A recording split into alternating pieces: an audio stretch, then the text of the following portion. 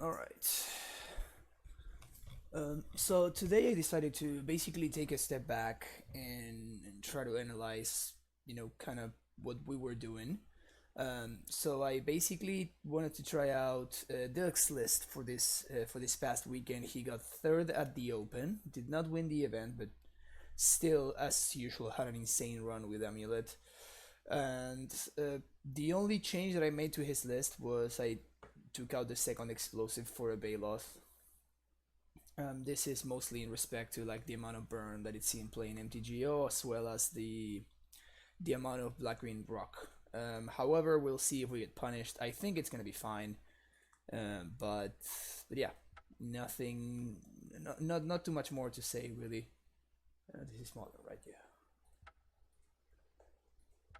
Not too much to say about the list itself.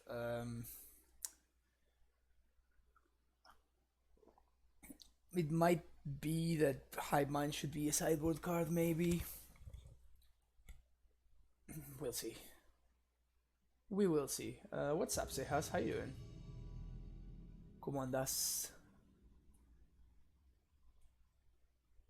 Yeah, we're gonna have a short stream today. My friend needs me to go do her a favor, so I will need to finish earlier today than usual. This hand is pretty good. We are only missing bounce land.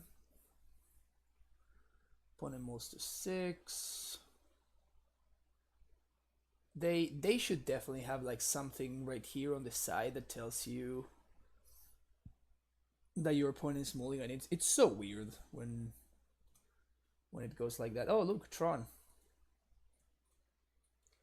Would you look at that?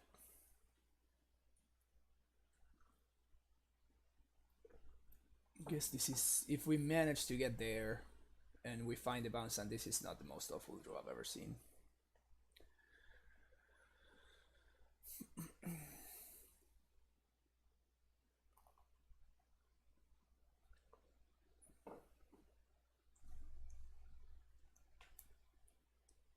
It's always Tron. So much Tron.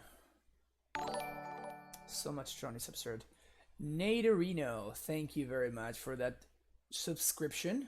Welcome to the Primetime Stronghold. Thanks for the continued support those 2 months. I really appreciate it. Thank you. This is super weird. If I draw any other land, then holding the Teleria West is better for me. Because I can transmit for a bounce land.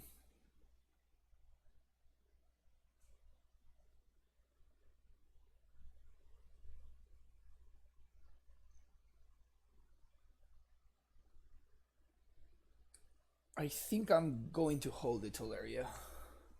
I'm gonna get Tron on 3 and I'm gonna be facing a card and it's gonna make me super sad, but if we do naturally draw a bounce land, this like my board state gives me Titan mana anyway, so that is not really a concern. Like it's not like I'm gonna be missing making this land drop, and it makes subsequent land drops better for me to hold this here. It's a little bit counterintuitive, but I think it's correct. Okay, no Tron. Yo, Punt, thank you very much for that Twitch Prime subscription. Thank you and welcome back to the Primetime Stronghold once again. Yeah, we're super dead here. We just needed to find any land out of our 28 lands, or steerings would have sufficed. Sufficed? I don't even know. You think it's worth to not play GQ main and in a non-zero ambitions list? I think you can do that if you want. It's very close to Dilk's list, Sean. I wouldn't want to cut a relic, and if you cut the botanical, then I mean you can't run Hive Mind. We're basically running Hive Mind here. That's kind of what's going on. I never saw you drinking from a cup. Yeah, I'm usually drinking from other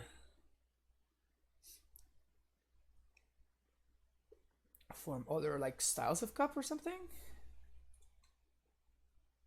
Como vai, Dido? Tudo bem? Tudo bem? We're getting Tron here. This ghost quarter is also kind of annoying as well. Tudo tranquilo. Beleza. Legal. Alright, so there's a no stone that I cannot beat ever.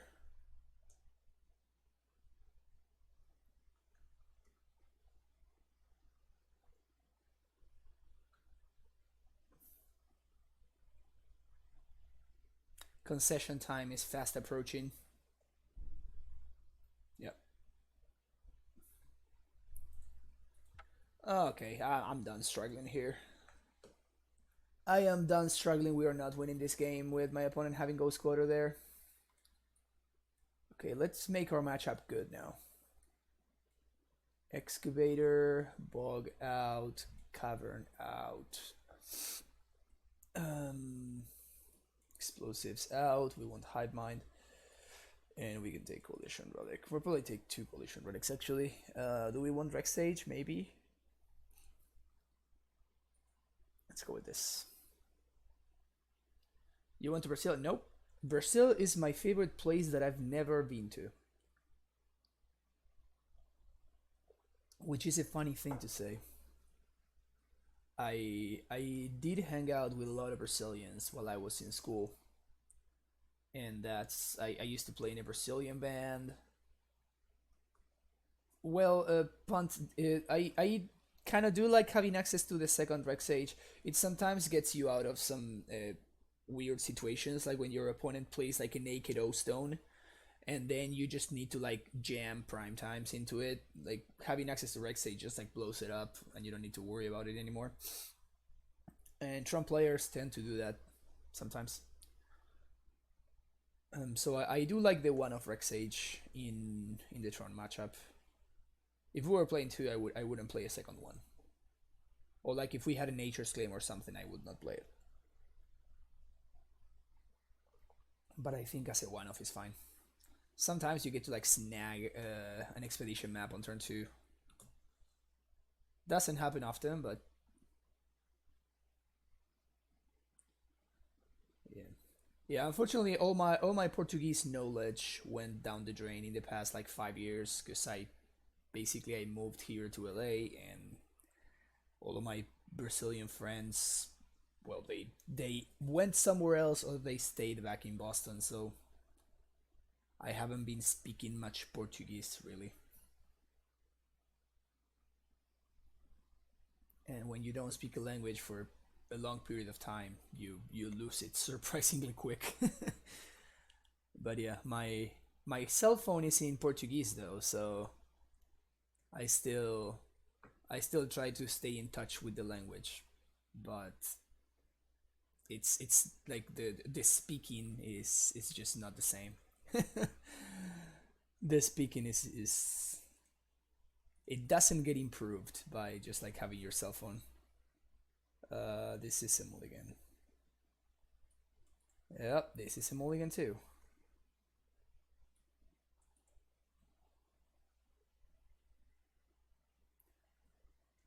I think this hand is not incredible, but it has a plan. And I like plans. I think I'm going to keep this hand and I'm going to bottom the Titan and the Hive Mind. Is that crazy? Yeah, I live in LA, Hisio. Is that crazy that with this hand I want to... My opponent kept 7, by the way.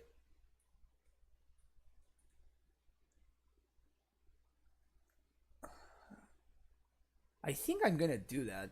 It feels kind of crazy, but...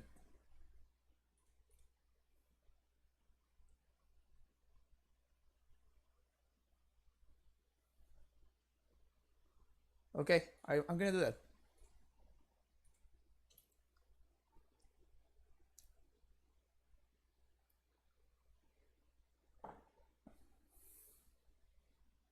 This feels super aggro. This feels so aggressive, but I'm into it. I'm into it. Okay, so I think I'm gonna steer here. Because we really need to hit that other land drop, otherwise we're not gonna be able to do anything. And yes, we're gonna get the Botanical Sanctum. Hopefully we find a bounce land which would allow us to go squatter on turn 3.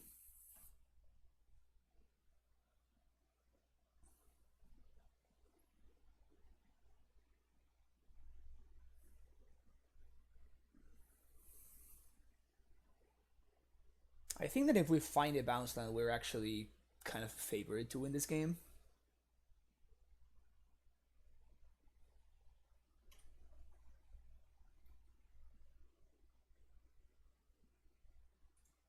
Sweet. Hopefully my opponent does not have Dismember, because that of course messes with this plan handsomely. Boom.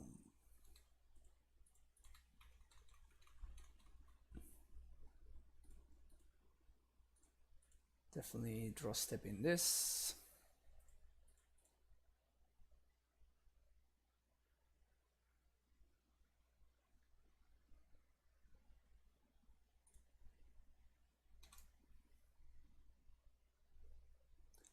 The bad part about this plan is that it gets very easily destroyed, right? Like, my opponent could have mismatched power plants. Come on, opponent. My opponent could have like Dismember, messes this up.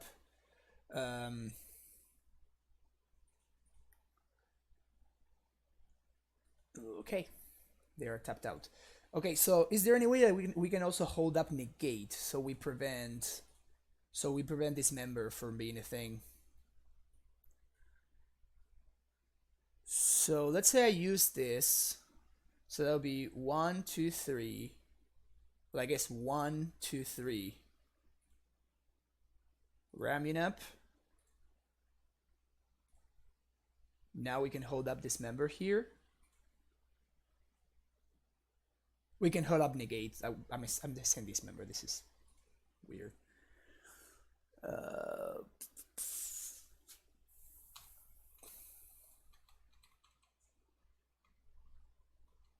We might just get there with this plan. Now we can Titan next turn. If we go squatter ourselves.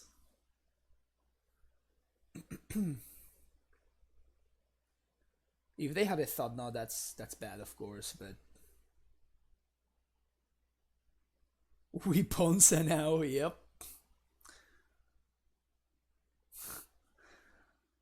Best Ponza deck in the format, right here. Best Ponza deck in the format. Yeah, there's the thought knot. My opponent kind of has to take the prime time here, though, because I can just prime time them next turn, which means that they're that I get to continue machine gunning them. Gotcha.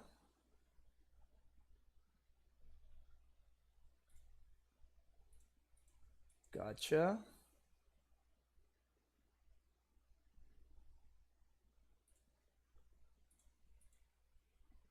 And I think I just do this main phase, because this is probably my opponent's last basic. Yep. I just want them to have access to the least amount of mana possible. And that is the luck, my friends. I still need to find a threat, or this thought knot is gonna kill me. I don't want to negate this because I don't think there's anything they can find, and I want to save this negate almost exclusively for a Dismember or like the 2 mana one, the colorless one. It's contortion, spatial contortion. Take 4. Yeah, I'm definitely locking my opponent out, and then I'm tightening next turn. I have no rush.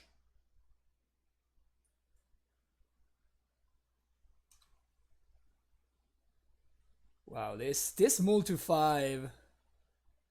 This move to 5 really worked out. Yeah, I guess I might as well do this now. This is hilarious.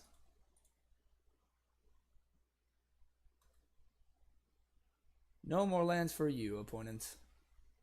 Now we're holding up negate. This thought knot is definitely not getting there. That's awesome.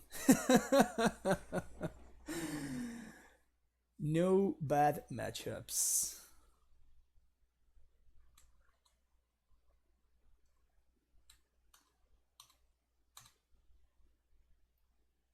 So the way we tighten here is we go squatter ourselves. 4.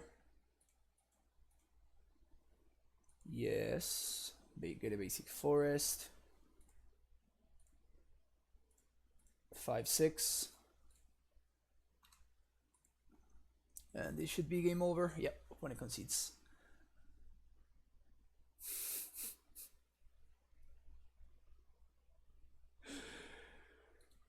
Well, Dido, that is the sideboard guide. That is 36 pages, and the updated one it's like 40.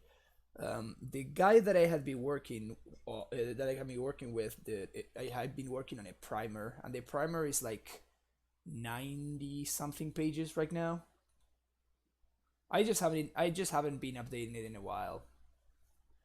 I need to get back into that.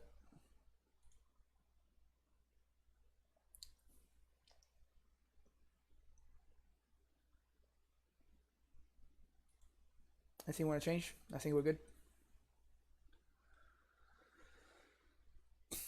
Explain nothing.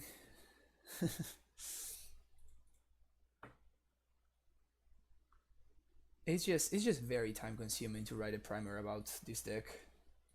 Like really time consuming. I mean, I guess this is a turn 4 Titan with packed backup.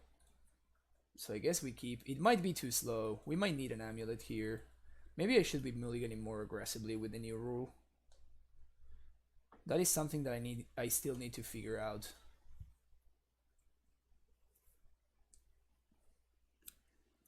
Asusa would be a pretty good draw. Negate would also be a reasonable draw, so I don't get...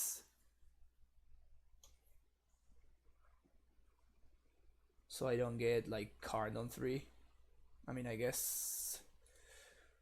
Can we really afford to hold up negate? I don't think we can, actually. Because if we hold up negate...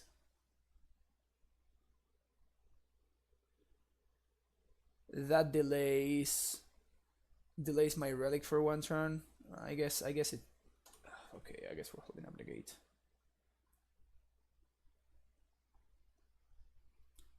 New Mulligan has been okay, I guess.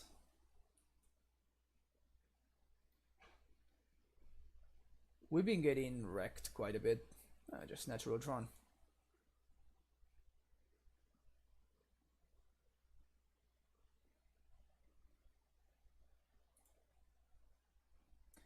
Classic natural Tron. I guess we negate this. I want to use my mana.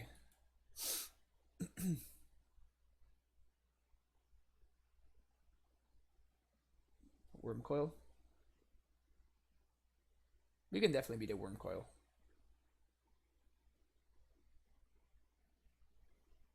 Probably cannot beat a Karn. Unless we draw exactly Asusa. No, if we draw exactly Asusa, then we're not. I guess we can draw Amulet. If we draw Amulet, we got a shot. Basically. It's a thought knot. It's actually correct for them to take Coalition Relic here. Unless they have like a Nature's Claim or something. It's probably correct for them to take this.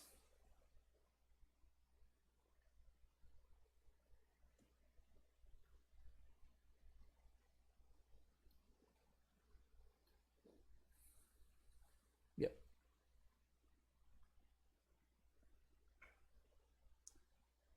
Maybe opponent is watching the stream.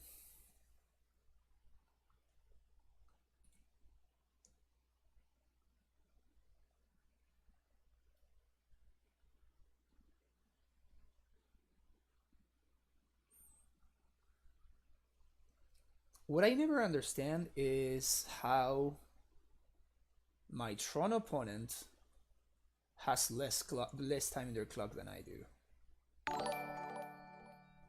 And H Humpty, thank you for the follow. I appreciate it. When this happens, I'm like, what are you doing, opponent? It's not like you're playing like a deck with a lot of decisions. It's just like, well, naturally draw my Tron. Well, I guess I'm gonna play a Thought Nuts here. Well, guess I'm gonna cast this one. Not the most skill intensive deck I've ever seen.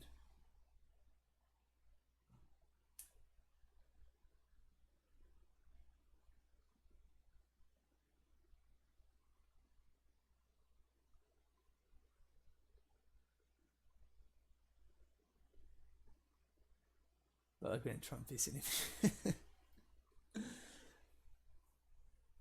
Yeah, but it's the prime time. It's the prime time doing this with the Valakut and then doing this with the with the semi-growth chamber. That meme is great. Great memes all around. Yep. Can't do anything about this one. Guess my opponent spent like a full minute clicking on that Thought Not Seer.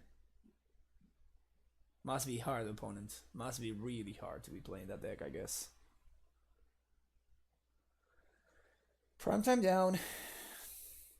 Oh, I understand, because they also needed to spend another minute trying to figure out how to play an Iron Nurse's Tower that they also naturally drew, and that Walking Ballista that they drew.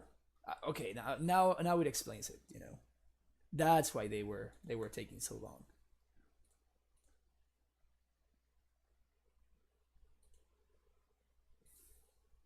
I mean, this is an out. This is our out. This is gonna be 4. Oh no, it's not an out. My opponent has Amdobs. If my opponent sees it, I am dead on board. Maybe they don't see it.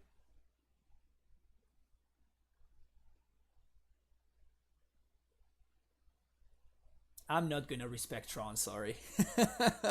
That's not happening anytime soon. Never respecting Tron. It's like respecting like mono red prison. I'm not respecting those decks.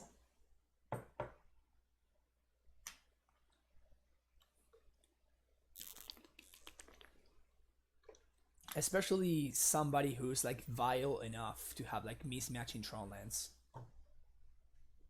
Yeah, it definitely takes like a full. Okay, so they want to be the most mana efficient. That's why. Okay. Okay, so they saw the line. Cool. We can concede.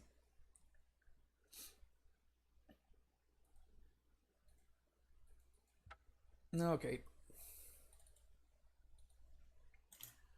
Getting Troned. Getting Troned is sad. Easy.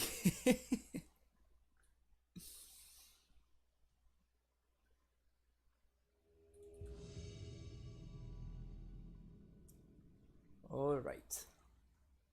Next match.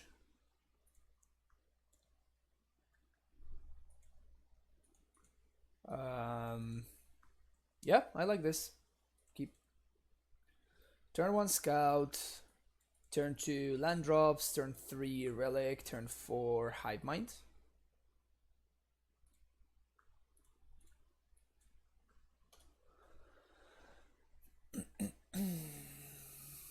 Unfortunately, I cannot.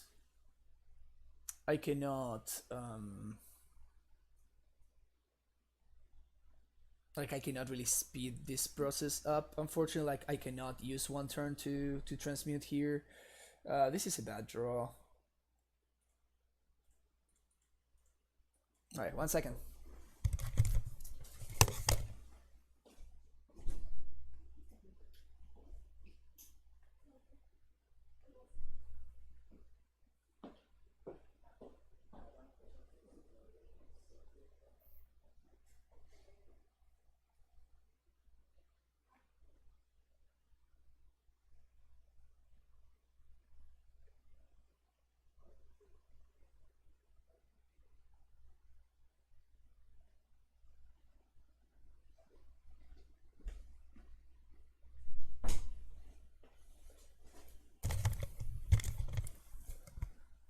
about that.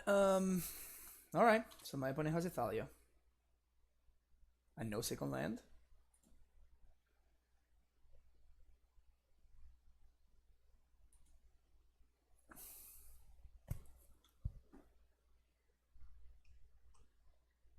I think the game hand is a mole for sure. Yeah, it's possible actually.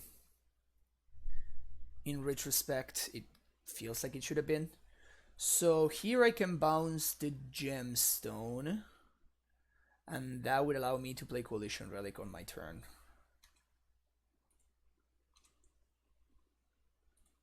That's a solid draw. Actually, is that draw enough to want me to play Asusa? No, it's not. I think I play Coalition Relic anyway.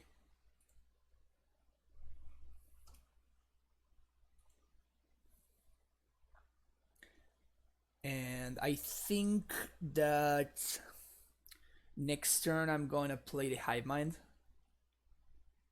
Just like a naked Hive Mind, but just so I can play around Freebooter, which my opponent might have here. They don't, sweet. Okay, so I guess we're gonna get to win here.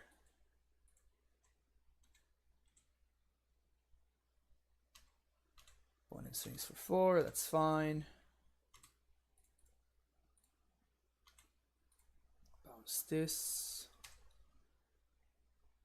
Okay, so 1, 2. So here we play around Freebooter by just like playing this Hive Mind out. And as long as we're not dead this turn, next turn we just transmute for Summoner's Pact and we pact my opponent. The only way that they get to survive is if they go like land into Noble Hierarch, but if they had either a land or a Noble Hierarch, they would have already played it, right? So it doesn't feel particularly likely for them to have either of those. Because they can't draw 2 cards in the same turn. Phantasmal Image.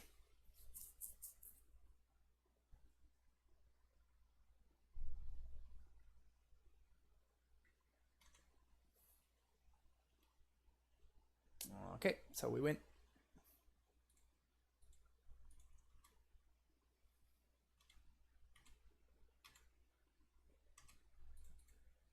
So we win. There we go. We could even prime time them if we wanted to. This is just faster.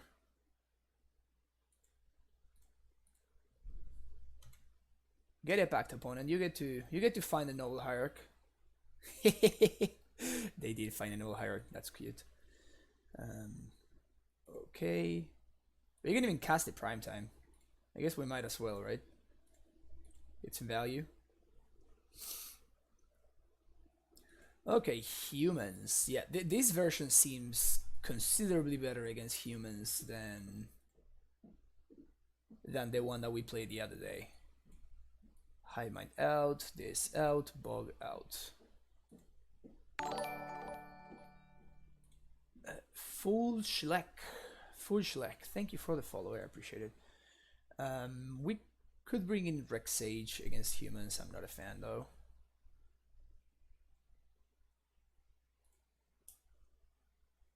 Yeah, I think I just want to do this. Yeah, we're running Purge in the place of the fourth path. Did my opponent Mulligan? I don't know. No, they kept 7. And I think I'm gonna keep this too.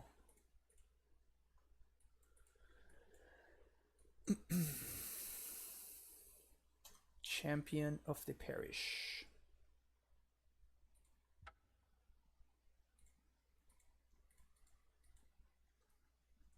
Turn 1 Amulet. We just need a bounce land.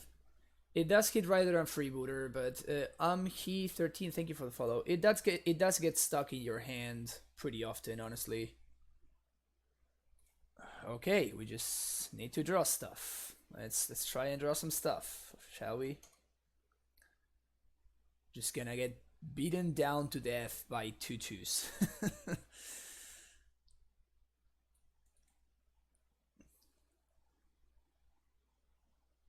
Night of Autumn. That's kind of annoying. It's not the end of the world, but this colony token is gonna give me more mana later. Okay. Also, none of these lands were a bounce land, which would have been like at least something that we might be remotely interested in.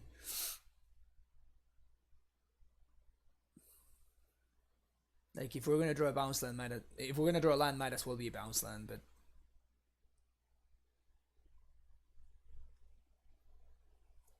it might be a little bit too quick for us. Oh, so I guess this plant token is not gonna get to chump. Alright, 2-turn clock. And I'm dead. I could pact for Azusa, but that doesn't do anything. Because then I can chump here, take 6, go down to 1, and then... Well, I guess I can play and replay Kalni. Alright, sure, let's pact for Azusa. Let's delay our death by 1 more turn.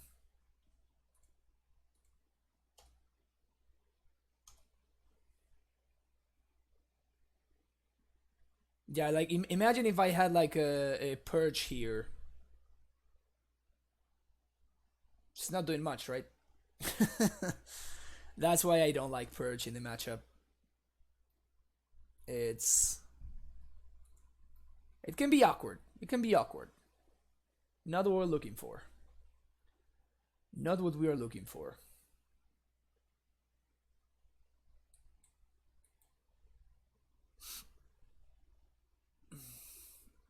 We sided the hive minds out. And with Thalia we wouldn't be able to like do everything in the same turn, because it would be 7 mana for the hive mind plus 1 for this Summoner's Pact. So we would be 1 mana short even with this land drop.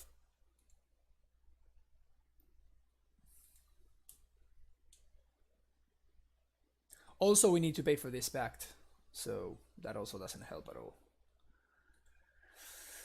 Yeah, Thalia makes it's weird because sometimes Thalia does absolutely nothing, and sometimes it just wins the game by herself. Like in this match, if we had been 1 turn ahead, we would have been able to prime time.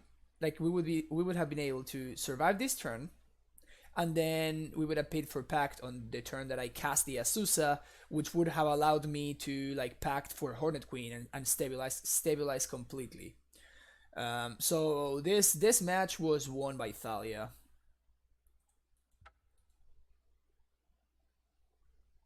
This game was totally won by the turn 2 Thalia. Probably take 1 more of these, and I don't even want my cyborg cards though. Maybe I want Baloth. It's sometimes like just blocks.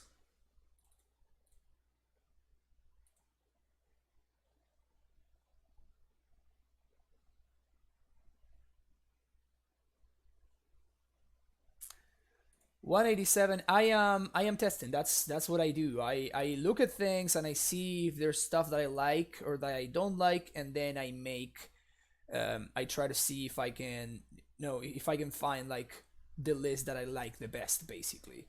So we are testing this today. I'm not really sure if one is better than the other yet, but it's fine. It's fine. That's what we're doing. We're testing. We're trying things out. So this is gonna be turn 1 Amulet, probably turn 2 Azusa.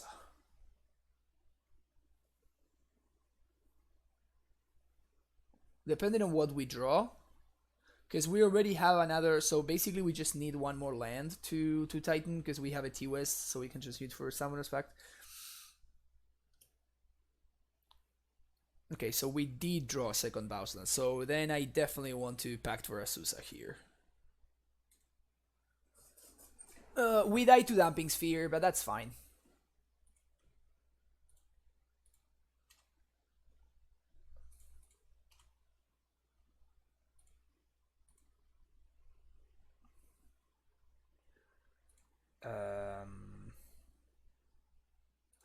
So next turn I have access to 6 mana. Yeah, I guess I'm gonna play this out and play the basic forest out. Oh my god!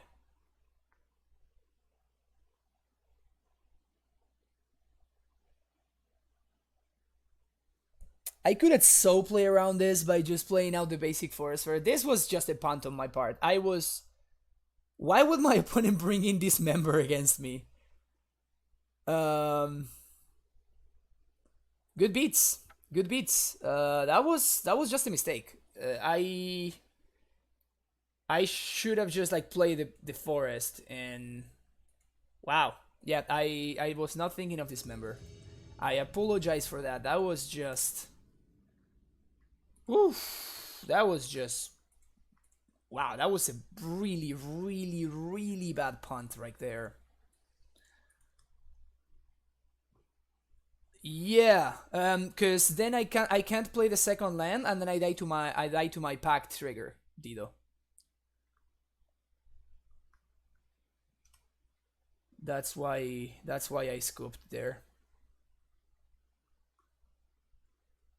Cool. This is what we're looking for, T West, and then we play this. Yeah, that was super loose. I should have 100% played around this member. I mean, I guess I really didn't think about it to be honest. To be honest, I totally missed that. I just completely missed it. So it was just a bad mistake on my part. Wow, brutal. Brutal. Because I think we would have been super far ahead if my opponent didn't have the dismember there. I'm honestly surprised that they would bring in dismember against me. It doesn't seem great.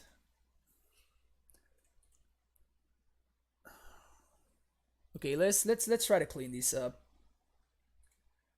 Because that was awful.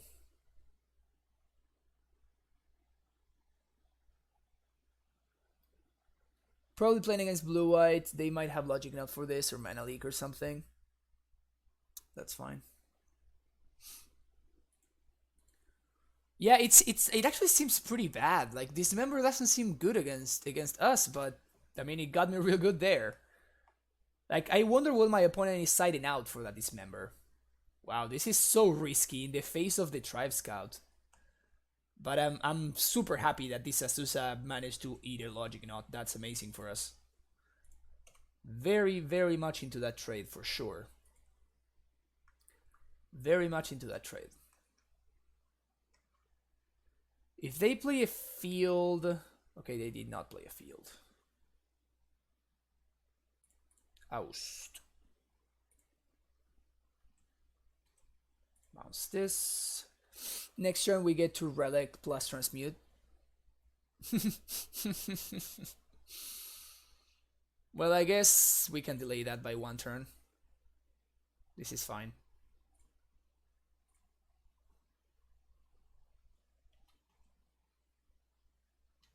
The only problem with this is that we're drawing another scout next turn, which is kind of awkward. I guess that we could have transmuted there. Yeah, that was I should have transmuted there, so that shuffles away the scout.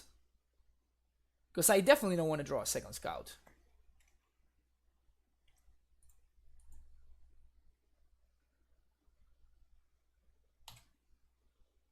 Yep.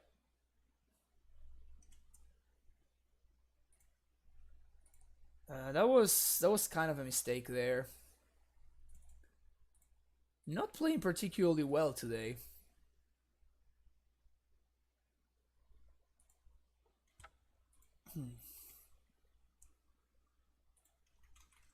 Attacking here because if my opponent wants to like I don't know, like bounce this to hand or whatever, I'm very much okay with that. Holding the bounce line on purpose though. Definitely holding the bounce line on purpose. Yeah, I have not been like particularly loving the new Mulligan rule so far. I mean, it's been okay, but it hasn't been like as good as I expected it to be. So this would be 1, 2, 3, 4, 5, 6, 7, 8, 9, 10. So I don't have access to Of course, this punishes me harshly for transmuting for Summoner's Pact instead of something else, right? But oh well.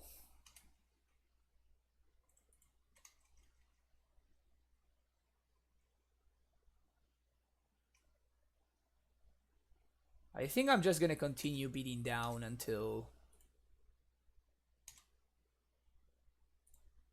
my opponent does anything. Like, what are they gonna do? Just not use their mana at all? Like, play a naked Snapcaster here? Every turn that goes by and my opponent does nothing, it's just great for me. Yeah, it's just pathing a scout. This is great. Yeah, this is just super good for me. Very much into this we got going on.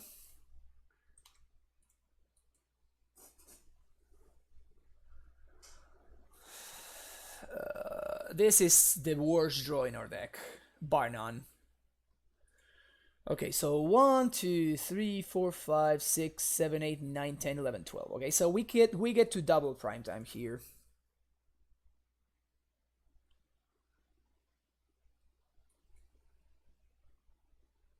Negate. 1, 2, 3, 4, 5, 6.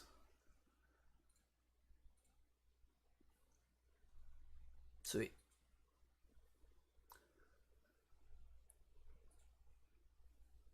I could haste here.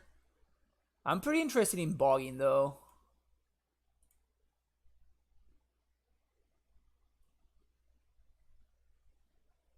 Pretty interested in bogging.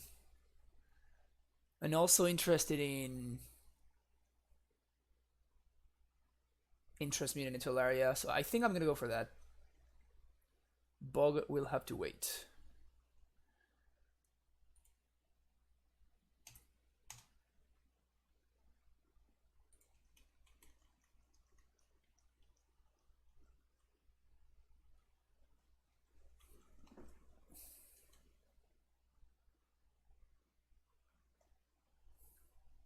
Another path.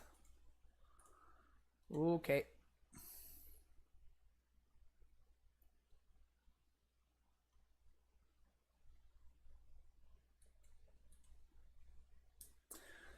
If they tap out for Teferi, yeah, I was gonna say if they tap out for Teferi, then I definitely haste the next Titan. Nice. Blue. Transmute.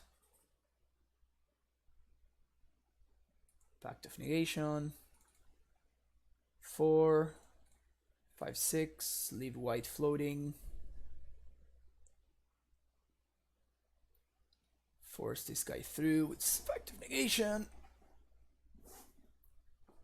That was definitely a good draw, not gonna lie.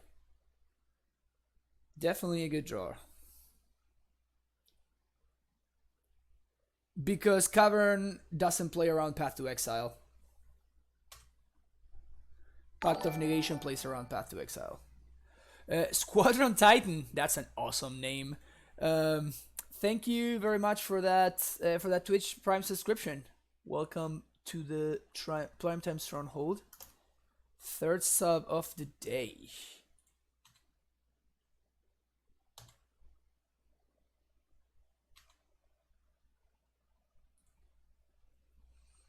Okay, so they showed me the path already, so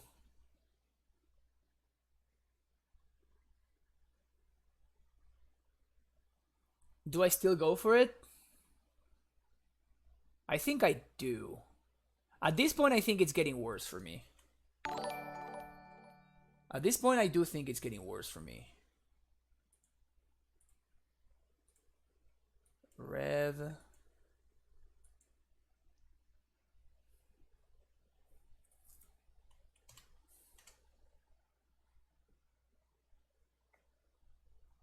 Probably gonna path here. I pack the path. Swing. Yeah, okay, so we got to attack. We should be in a solid spot now. In fact, maybe I should have gotten Bog there.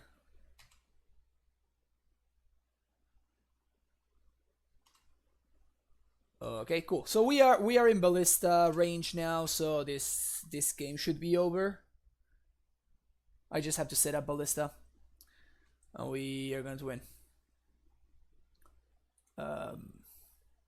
Juice DTV, thank you for the follow. I missed that right there. Sorry about that. Yeah, so if they deal with this prime time, I just ballista them to death. So I think we're gonna be fine.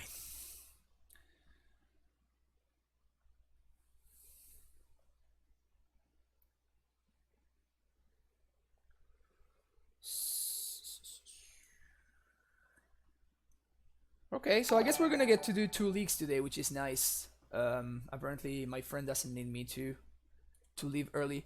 187 Annihilation, thank you for that Twitch Prime subscription. Welcome to the Primetime Stronghold. Enjoy the emotes. And thank you for your support. Ghost Squatter, Hive Minds, yes. Not liking Zero Visions. We're trying stuff. We're trying stuff, Delirious Wave. This is what we do in this stream. We try stuff. We try stuff, we try things. See what works, what does not.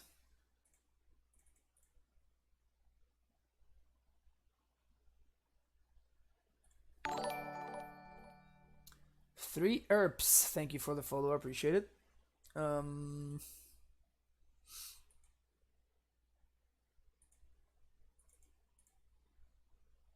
Maybe I could take out a second land actually. It'd go down to 26. Instead of nah, this is fine. What are my thoughts about Ambitions? I think that it is very good. It does smooth out the draws like quite a bit actually. Yeah, I'm into this. We got multiple pieces of counter magic, we got a Titan, we got a Pact of Negation, we got Ramp. This hand has everything we could ever want. Only thing we might be missing here might be an Amulet.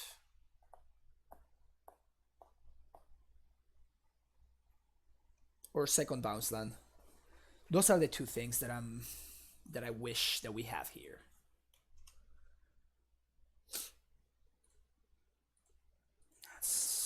That's not terrible. Of all the bad draws we had, that is one of the least bad, basically. That one is definitely not as good.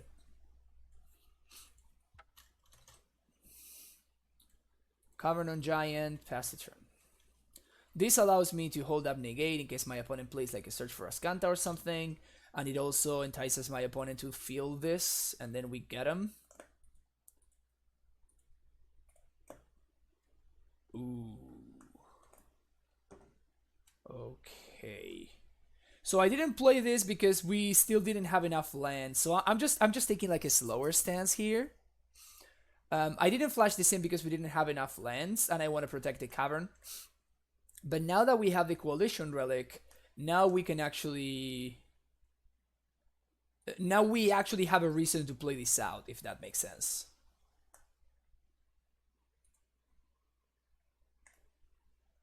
Click. Yeah, this is a pretty good click right here. And V-Click is such an underplayed card in my opinion.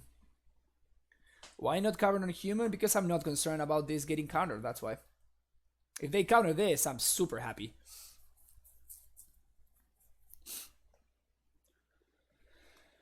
Yeah, this click might make things backfire pretty bad, especially if my opponent has like a Jace or something and they take my negate. Then we might be in trouble.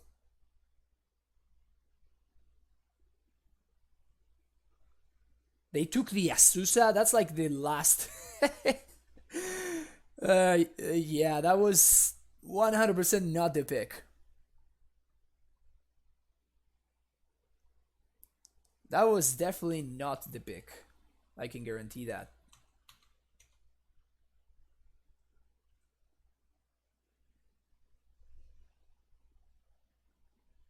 Okay, so we float a mana. We play this. We bounce Cavern. This is, of course, just so I can protect the Cavern. We keep whiffing, though. We continue whiffing. I guess they might have like a counterspell for this or something. No counterspell. Okay. We got negate up, and if they don't like destroy my cavern, I have an uncounterable Titan coming up next turn. So that's exciting. There's the field. Is my opponent gonna be a... Oh my god, this is so aggressive. And they even go after the bounce land. Wow. This is kind of crazy to me. Like my opponent, like I drew 2 cards. If I have a bounce land in hand right there, I win the game. I straight up win the game. But my opponent was like a greed monster and was not punished. Fortunately, now they will be. Because they didn't destroy my cavern, so now the uncounterable Titan parade begins.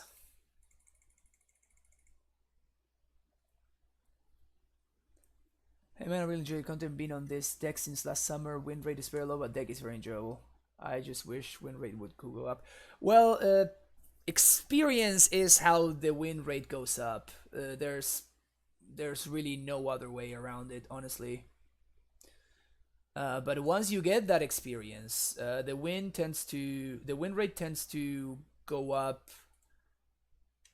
I want to say quick-ish.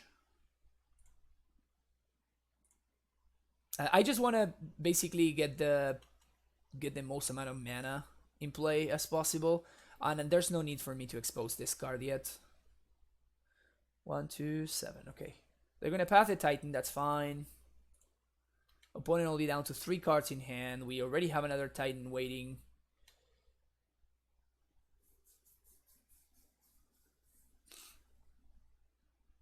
Experiences for nerfs.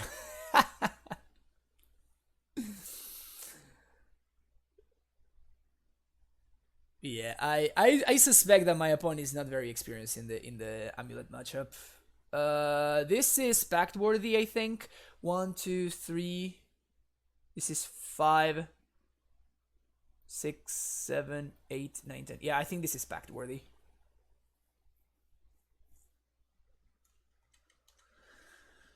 Most definitely pact worthy. This will mean 3 damage from this Vendilion click, but that is probably okay, because we're gonna need to take this turn off to pay for pact. Or maybe never mind, we can just cast another Titan.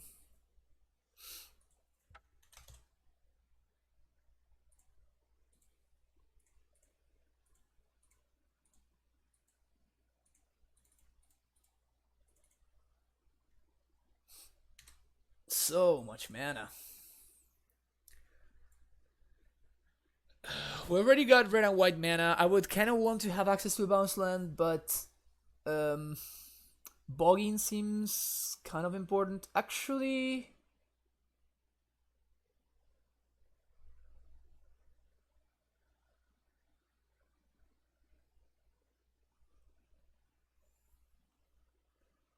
yeah, actually I'm gonna need to... This is actually a little bit more dangerous than I was expecting. I'm gonna need to set up lethal next turn. So... yeah, I'm gonna need to set up lethal next turn. So I'm gonna go for Boros Stronghold here.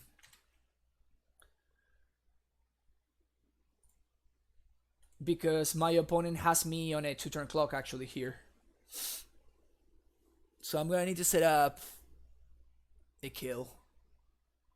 And we can do so if we get Stronghold. Next turn on the attack trigger, we get Sunhome plus bounce land, bounce the Sunhome to hand, then still in combat we flash in the Sunhome, and the Tension Sphere is fine. We have Rex Sage in. This also is a turn that my opponent is not swinging with Colonnade. So that is also nice.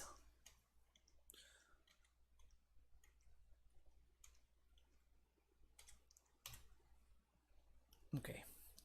So we're gonna pact for Sage here just because it's more mana efficient.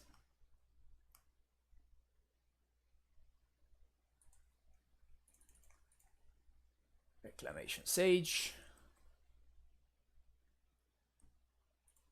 Destroy this. Yep. Get our primetime back. Get a couple of lands. T-West. Do we have enough to transmute for Pact of Negation as well? Okay, so we're going to have one land drop, which we're going to use these 2 mana for. Then we're going to have one land drop plus 2, that's 3. Then we're going to 1, 2, 3 to transmute. Then we're gonna have 1, 2, 3, 4, 5. Yeah, we can even transmute for Pact of Negation to have extra backup. We're just doing too many things. I guess this gets our negate down, but that's fine.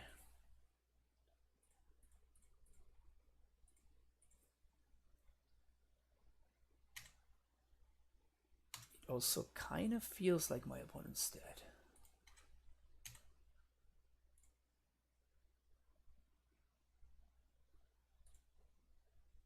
So we're gonna get Bounce Land plus Sun Home.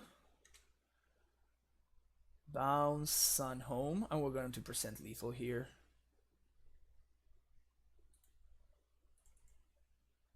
Flush in this. Double strike here. White, red, 2.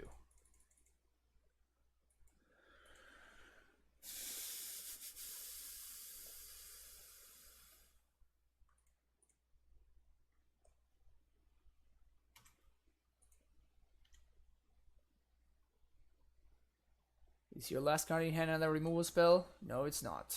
So you're dead, Sos. Okay. Onto the scoreboard. Onto the scoreboard. I just started my PC so I can V-clip. Yeah, it was... How can I say it? It was a questionable play. It was a questionable play. How is the Grixis matchup for? It seems like after board is very doable. It's the Grixis Shadow matchup is terrible for us. It's just really bad. Learning the deck is such a pleasure. You can see the improvement the more you play. Yeah, that really is a thing. You need to be on your toes though. Like I really should have won against humans right here. Like it was just like a very bad mistake that I had no reason to make. I was kind of like playing quickly for no reason, and then I got grossly punished because of it. I'm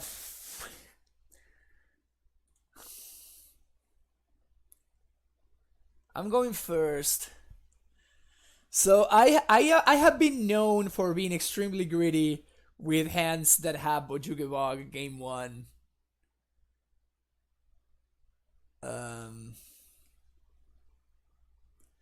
I am kind of like a greed monster. I love the Natty Bog. I have, it's an addiction. I have an addiction with the Natty Bog. AVG, yeah, it's a consideration for sure. It's either a Ghost Quarter or a Bog, I think.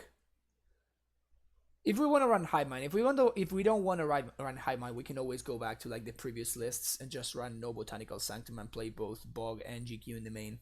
That's also a consideration. Do we keep this? I think I'm gonna gamble. Be on Dredge, be on Dredge, be on Dredge, be on Dredge. This hand is like the nuts against Dredge. Basically any hand that has like Bojuka plus Bounce Land is the nuts against Dredge. We even have ways to stall the game and stuff. If I were not a gambling man, I would mulligan this because my opponent is gonna go turn one Tron land, and I'm gonna be very very sad that I kept this. But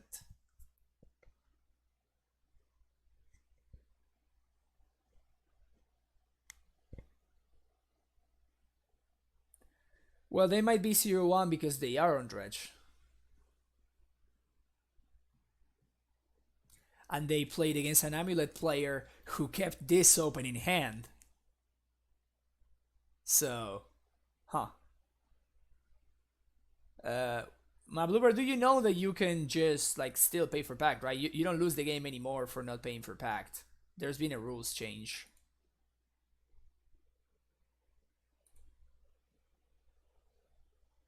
So forgetting to pay for pact is not a death sentence anymore, even though I firmly believe that it should be. But that's besides the point.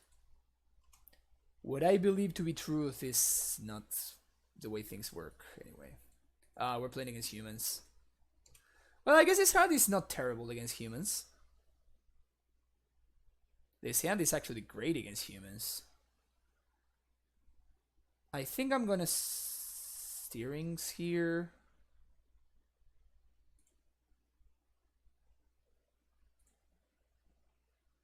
Yeah, I think steering sing um steering sing there is fine because if my opponent plays like another one drop, I can still like play explosives and crack on the same turn.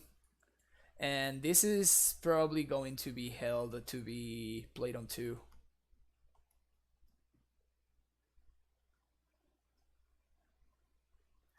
Cethalia, that one doesn't do much. That's a sick draw. Sweet.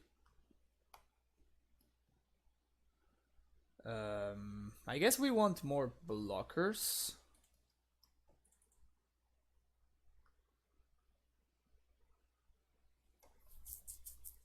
If my opponent has exactly freebooter into Meddling Mage, we might be in trouble.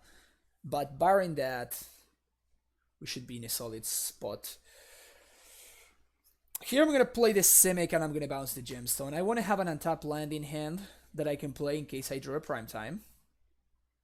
And also... Nah, that's it. I just want to have an untapped land that I... Or maybe I can do like Ballista on for 3, which could also be pretty cool.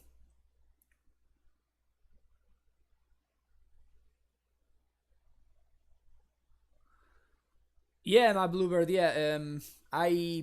We played Bloom the other day and it felt pretty good, and it seems like the Mulligan rule is gonna benefit Bloom way more than it benefits Scout. Okay, so I guess this explosive is gonna be coming down on 1. Unless something strange happens here.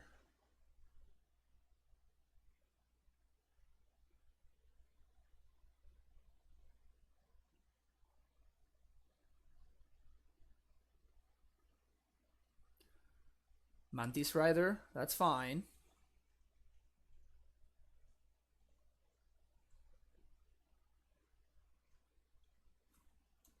I'm gonna take this jump here.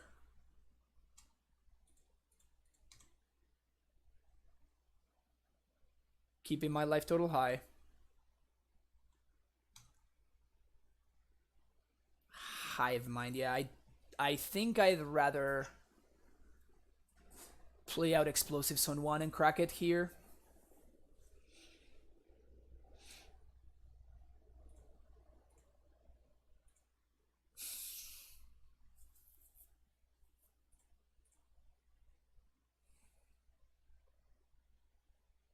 Okay, so Crossroads, Bog, and Gemstone Mine. Okay, so I'm gonna jump here with Plant. I'm gonna play Ballista for 1, 2, 3, 4. Should be pretty strong.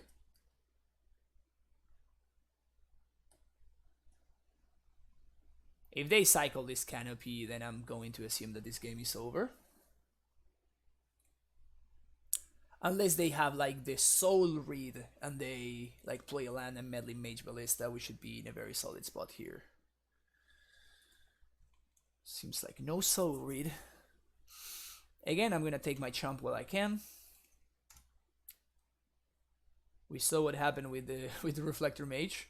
Don't want that happen anymore. So 1, 2, 3, 4.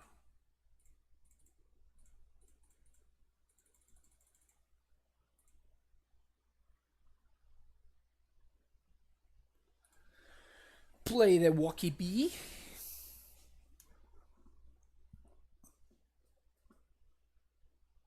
Yeah, Chalice on Zero doesn't stop Hive Mind.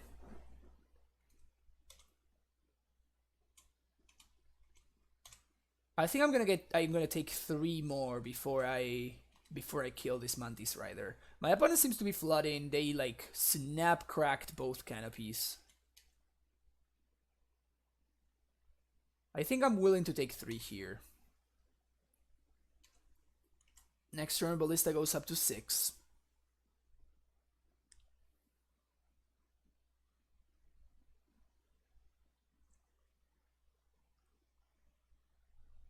Smells like a reflector mage. Okay, here I'm gonna kill the Ballista.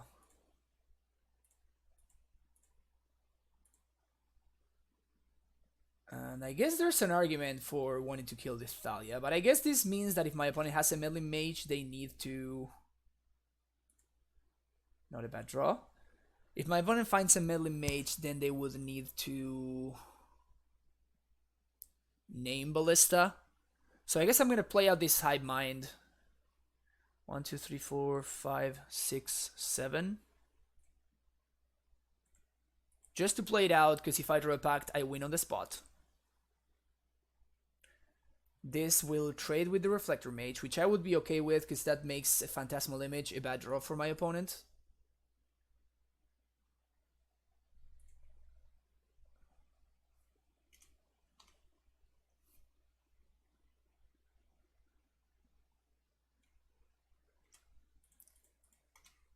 If they have Meddling Mage, then I might be in trouble, but I think that's even more of a reason for me to want to trade here and want to try to make my opponents... try to give myself the most turns.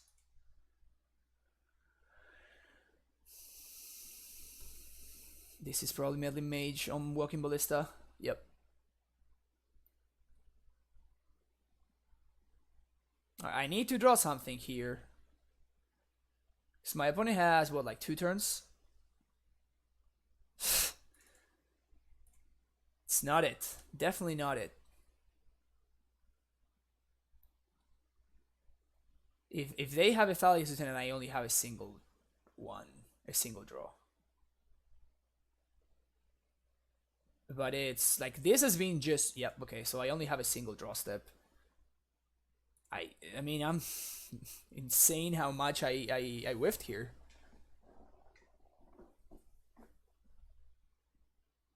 I'm gonna be 15 cards in. A Titan wins.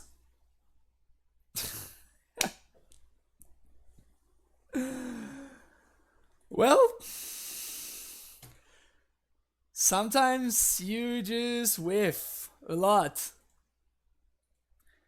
I guess that the only thing would have been to kill the Thalia when my opponent Reflector Maged it, but in that case, then Meddling Mage names Primeval Titan, right? So I kind of want to force my opponent's Meddling Mage to name Primeval Titan. But yep, we just whiffed for like 8 turns.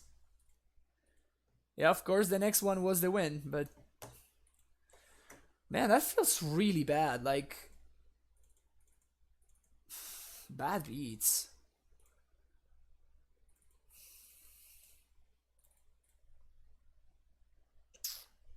That's so frustrating.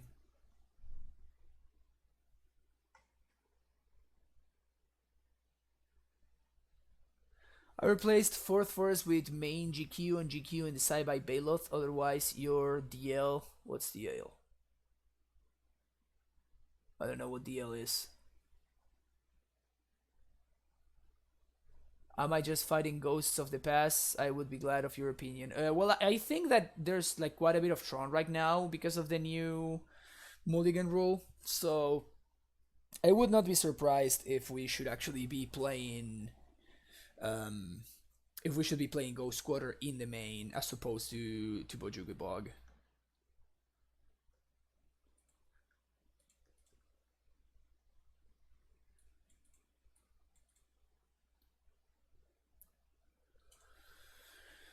I think I'm gonna look at this. This seems slightly better. Oh my god! Oh my god! I wanted to play that out! I did not want to... Oh! I hate this new Mulligan rule. I hate it! I hate it! I hate it!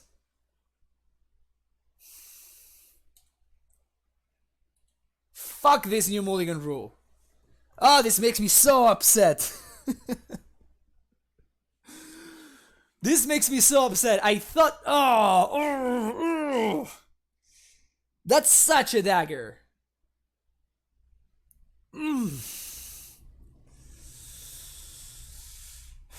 Yes, the hate is definitely confirmation bias.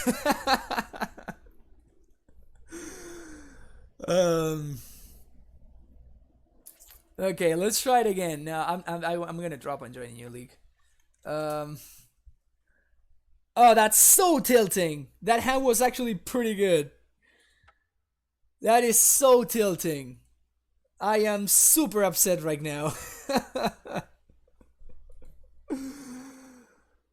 I am super upset.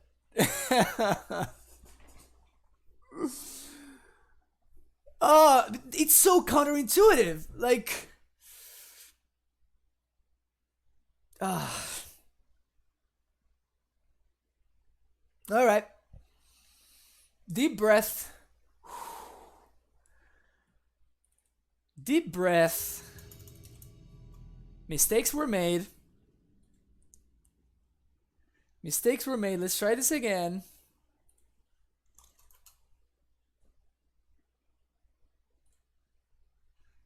Okay. We're finally given a solid hand. And we're playing against Dredge. Dr. Edge.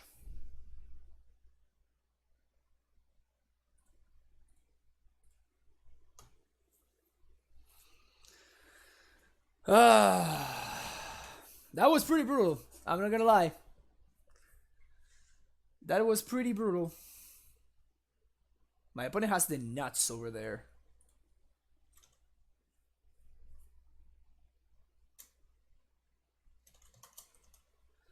Yep, my opponent has kind of the nuts going on. Natty bog. Natty bog. Natty bog now.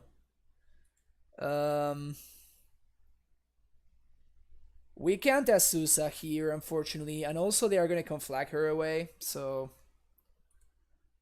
just gonna have to be patient. Turn 4 Titan might be a little bit too slow though. Amulet wins. That's 4 more power coming into play.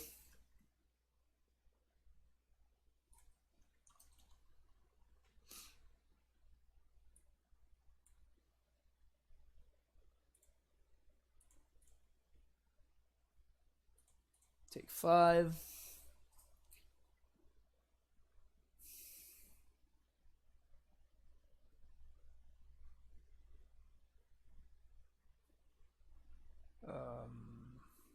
That's even more power coming into play. Asusa? Amulet, I guess, is what wins here. If we steer into Amulet, we win. Or we can just whiff. We're dead, right? We could have even, like, stared into Bojuki Bog in order to stay alive. 1, 2, 3, 4, 5, 6, 7, 8, 9, 10, 11, 12, 13. Yeah, we could have whiffed. We could have gotten Bojuki Bog.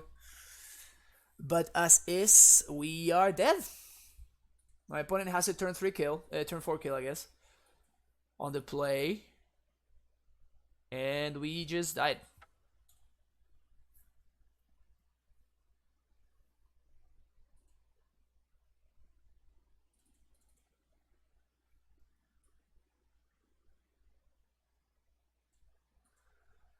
Huh. Do we want Hive Mind here? Definitely don't want Ballista. I might want this.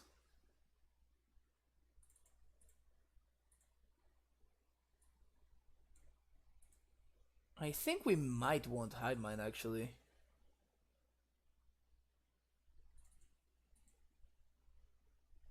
Mostly because all of our other alternatives just suck. Oh man.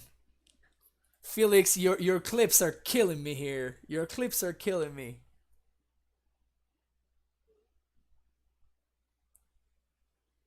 Punt, I didn't have enough lands for that. I was missing one land drop.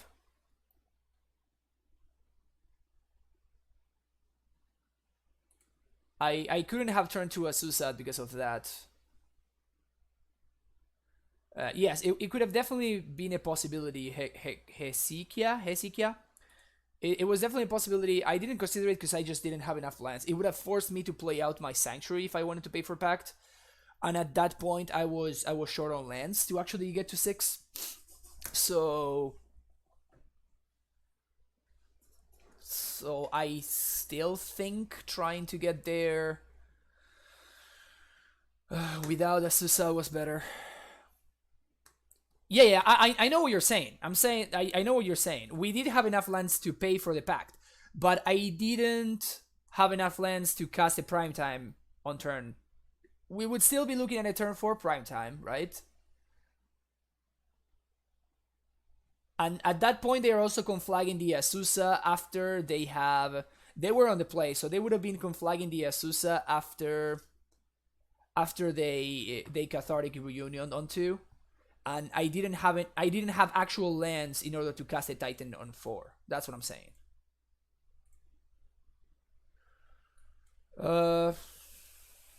I guess we keep. We might get Dark Blasted on turn 1, and that would suck. But other than that, we're looking at a turn 4 Titan on the play, which is often good enough, like with any land basically, which is often good enough against Dredge. But yeah, my lands were Basic Forest,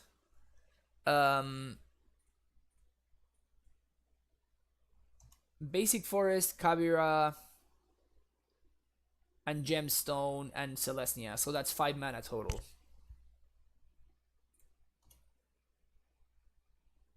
Okay.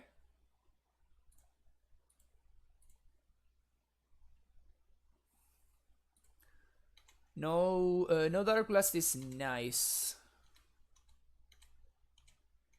It means we have a confirmed turn 4 Titan unless my opponent is playing Damping Sphere in their Dredge deck.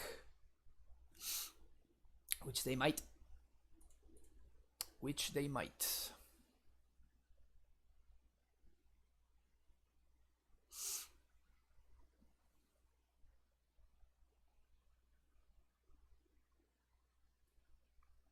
Oh, they drew the Dark Blast 1 turn too late.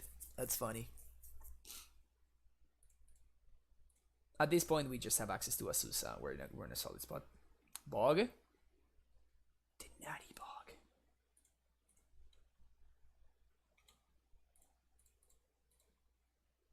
The Natty Bog.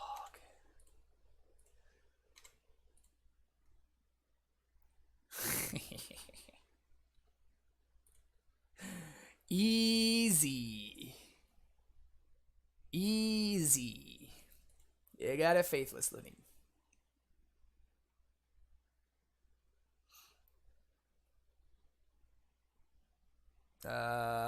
Sure. I mean, we're gonna get to.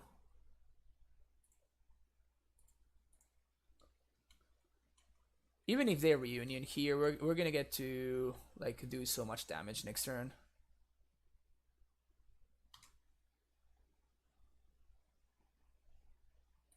Got a loam going on over there, and this prime time is gonna allow us to bounce bog again.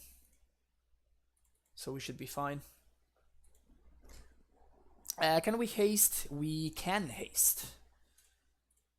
We actually can haste. So let's do that.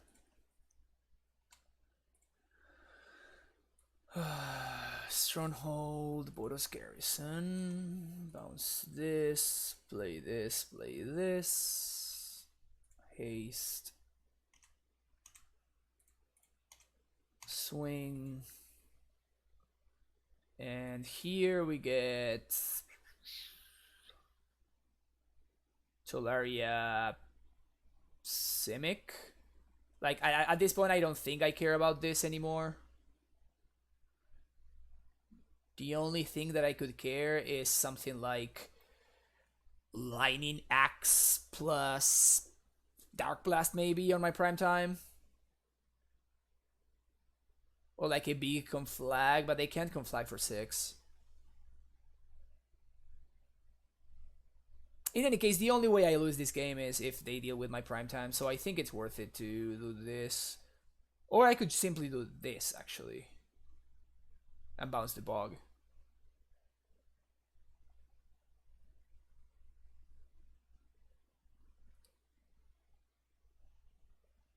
Arvon Grausch is the MCQ promo, and the first season is what's STD? I think I'm just gonna bounce it Tolaria West.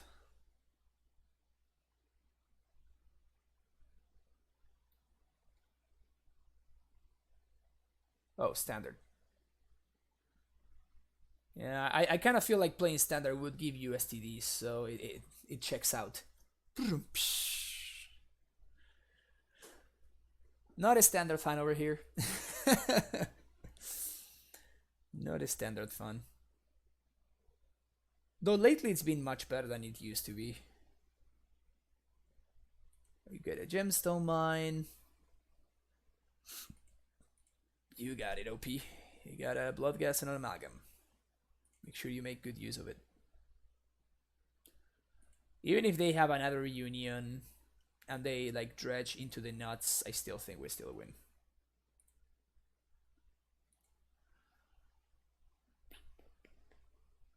On the draw, Hive Mind Sign sounds way less exciting. Because they might simply be able to pay for it. The problem is the rest of my cards suck.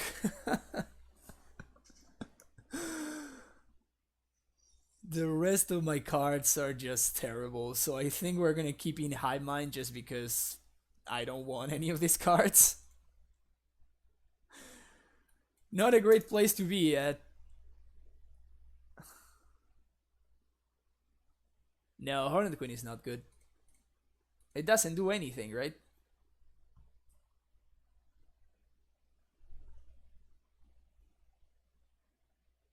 I'd rather have like Hive Mind and have like a chance that I get to cheese out my opponent. And, you know, actually win the game if I manage to do that. Natty Bog, Sneep. Natty Bog into turn 2 negate. Life's good, man. Life's good.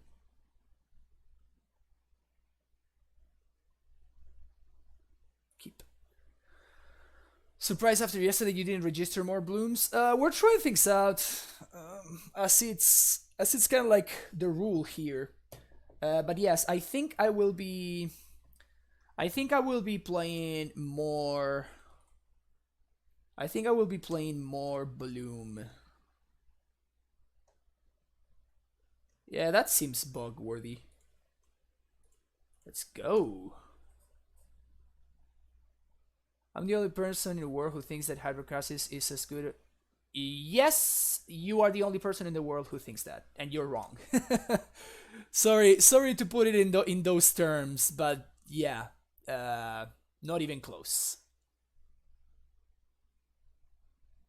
Sorry if it comes off as like mean or something, but I firmly believe that you are just wrong.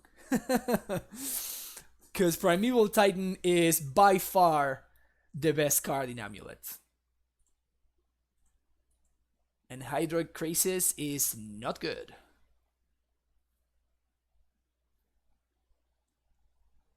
Drawing cards is less good than Demonic Tutor.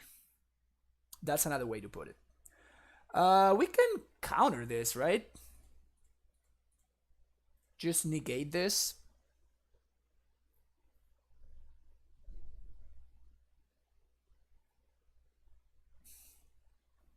Nice. Okay, we're playing it slow. It's probably good enough for the next meme stream. Amulet is gas.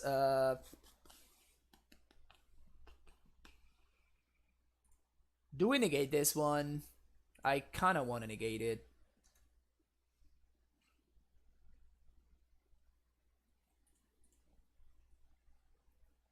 OP keeps making land drops. That is interesting.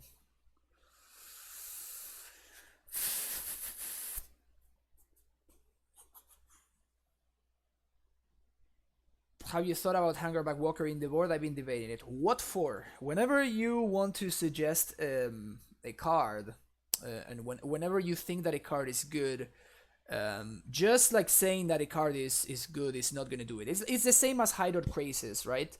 Like, what problems does the card fix for the deck? That is the question that you need to ask yourself. Amulet has the deck has some problems, right? The deck has some problems. Speed can be one sometimes. I guess that gets tied to consistency. Late game power is not one of the problems that we have. So I don't think that Hangerback Walker fixes anything that we're interested in fixing, really. So here we could play out the Scout. It's bad if my opponent has specifically Dark Blast in hand, but I think it's worth the shot. If one of their two cards is exactly Dark Blast, it looks like it is not. Cool. When you play it for what, like for one? That's just not good enough. And that's what I'm saying. It doesn't give you time to set up. A card that gives you time to set up is ramp cards or like Kavita Crossroads / Kalni Garden. Those are the cards that help you set up.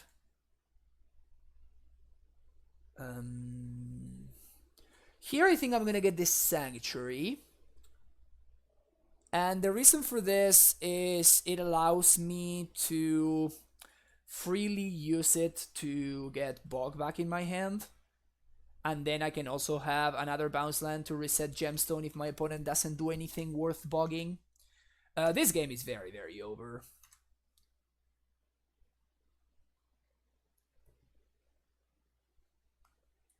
Yeah, I mean, we didn't want to get Amulet because of this, mostly. But yeah, like now I get to Semi-Growth, I get to... I mean, do I even care about resetting Gemstone? I guess I do. Now we prime time, and we're done here. Yep. Opponent concedes.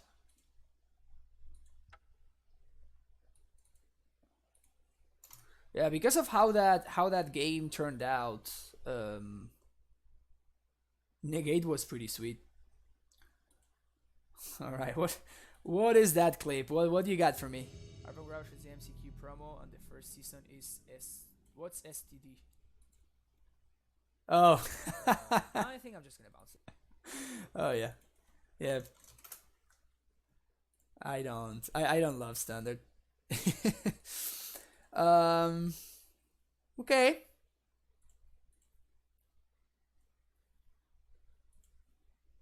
I dig this. Hopefully we're playing against Dredge again. That would be hilarious. No Dredge. We're playing against the Folk.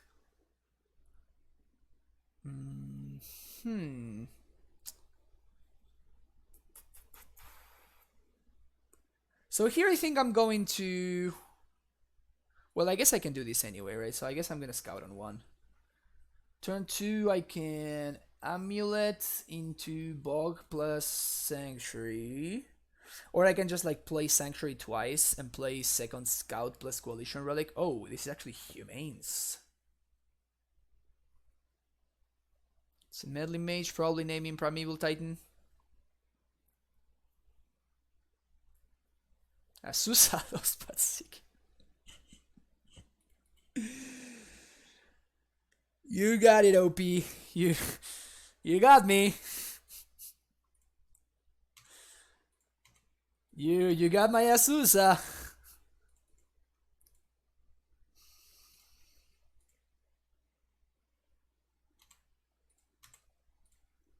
You got my Azusa. Bad beats.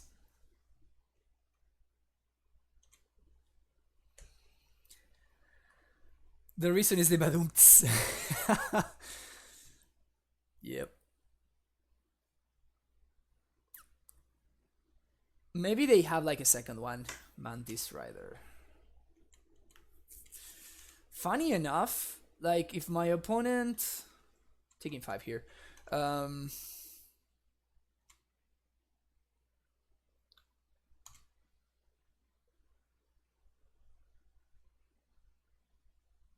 Okay, so I guess we don't get to win here, straight up, because of the stupid Thalia.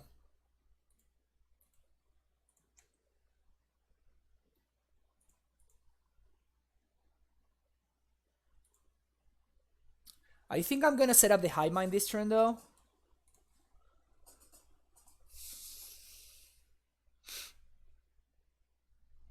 I'm playing out the Hive Mind, it's better because it holds the T-West in hand.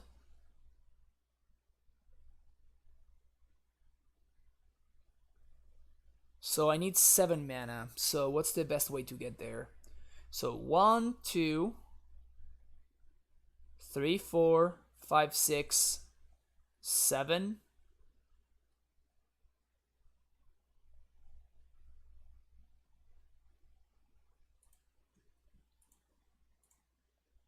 Problem is I need to tap out. It's unlikely but possible for my opponent to swing for 15 here.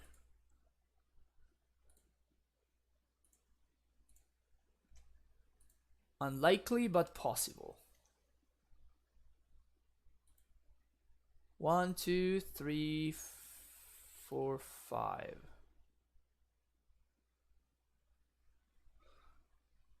So I guess actually the best thing here would be for me to play this Sanctuary and bounce the Gemstone, then next and charge the Relic. Then on my turn I can do 1, 2, 3, 4, and we should be fine. Because the Relic itself gives me the mana.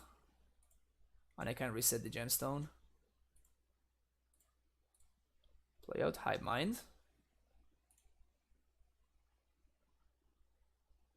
If they have main deck Knight of Autumn, they got me.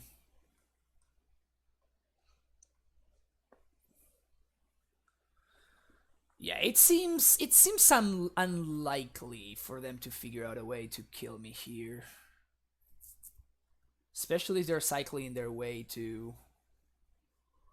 Well, I guess... Okay. Still cannot pay for Pact.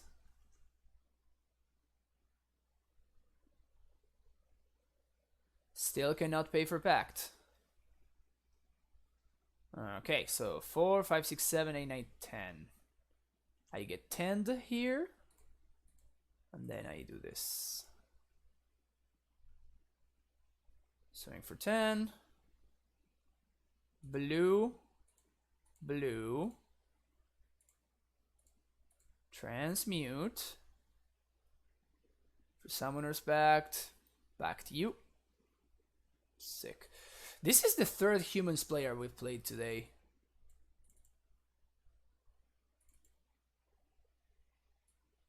Take this out, take this out, take Bog out, and take 1 Coalition Relic out.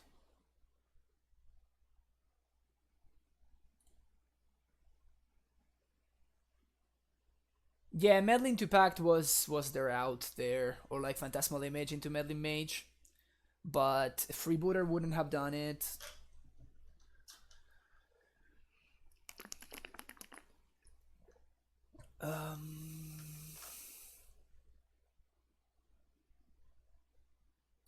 Alright, let's go with this. Still not sure about Celestial Purge. I don't think it's good enough. I think it's just like slightly too narrow. It only killing 8 creatures. If it killed 12 creatures, like if my opponent played like, I don't know, like 4... Nah, but even killing Kissing Mud Contents doesn't sound great. I mean, if they were like 4 more creatures worth killing, I would consider beginning Celestial Purge. But with only 8, like the cost of having like this be a dead draw is just too high, I think. I think that the second Coalition Relic is just better than the Celestial Purge. Even though I think that the Coalition Relic is terrible. I guess we keep opponent Mulligans. This time around, Meddling Mage and Azusa would be actually good.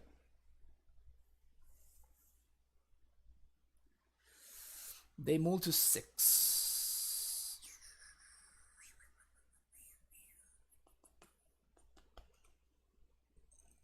Turn 1, nothing.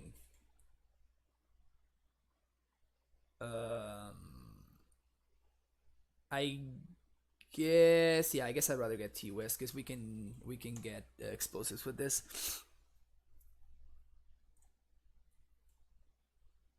Probably gonna be discarding. Oh no, we're not. Okay.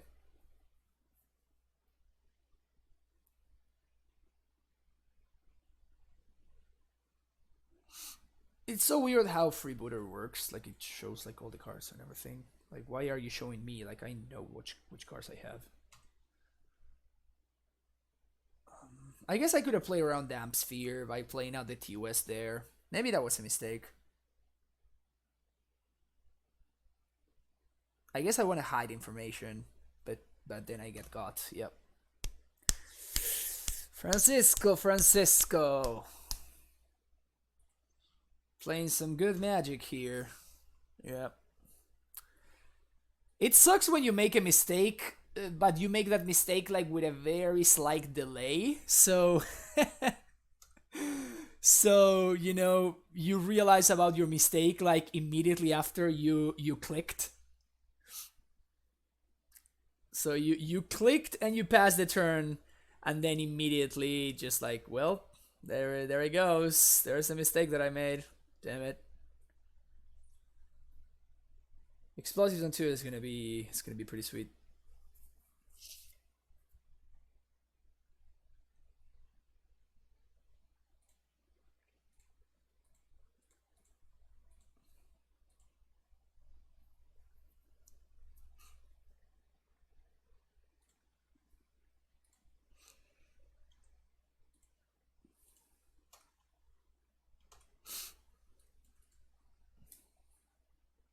Yeah, their clock is pretty slow at least. Never mind, their clock is fast.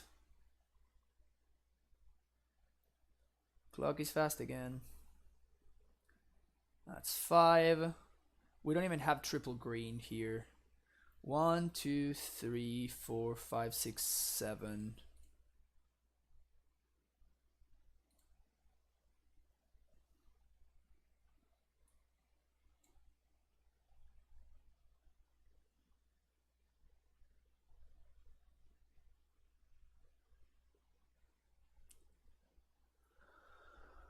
Um, 4, 5, 6, 7 plus Vesuva. I can copy Botanical Sanctum with Vesuva.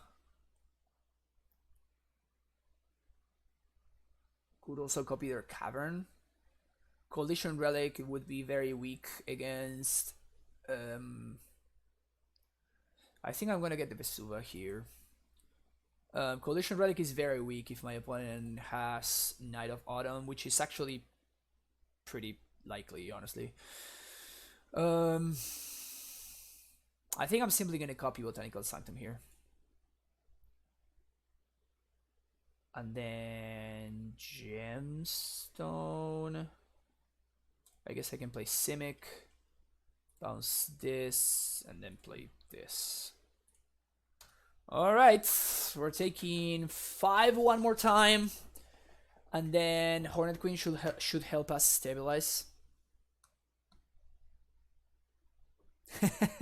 Alright, Felix, thanks for hanging out. thanks for clipping.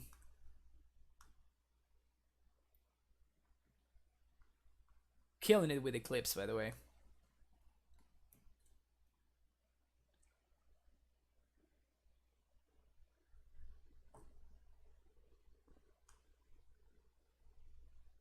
This is such a weird card from a design perspective.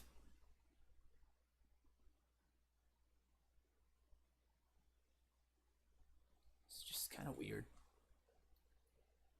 I love how both things are like completely, I mean, they're not very related to each other, like tapping for multiple mana or like caring about multiple spells cast in a turn. I guess that you would need a lot of mana to like cast a lot of spells in a turn. Still, it's kind of weird. Okay. Alright, down to 8.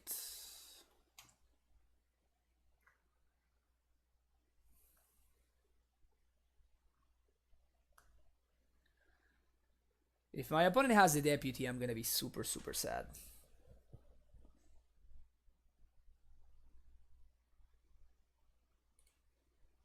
But well, it is what it is.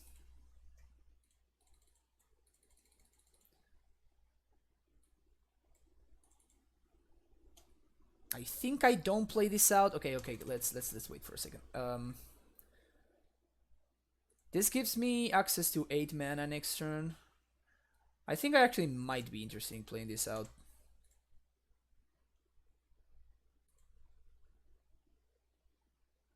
Yes, I am, because if I draw a bounce land, I can actually transmute and play explosives on 2 and crack it on the same turn. So yes, I'm actually interested in playing this out. My opponent's cycling those canopies ferociously. Ferocious cycling. Phantasmal Image. That one is kind of fine. I don't care as much about that one. You can't do that, opponent, because Damping Sphere has text. Damping Sphere has text. Okay.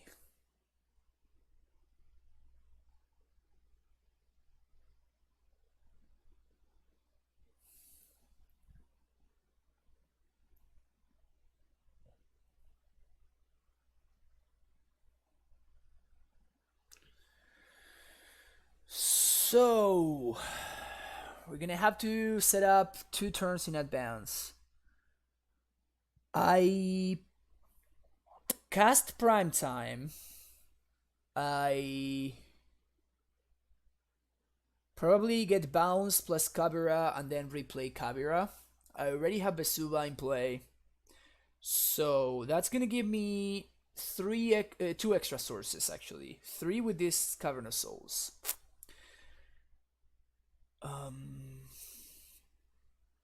Then on my following turn, I pay for Pact. 1, 2, 3, 4. Then I attack with Titan. I can transmute here.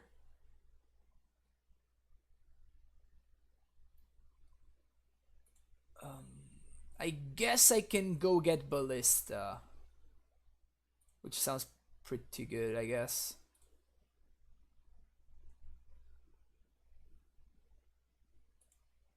Alright, let's do that.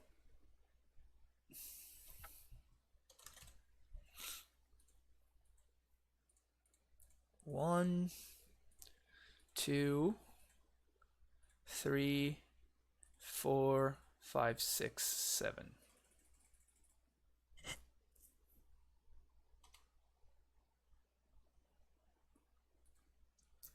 Yes, and now we're gonna get Crossroads plus Garrison, I guess.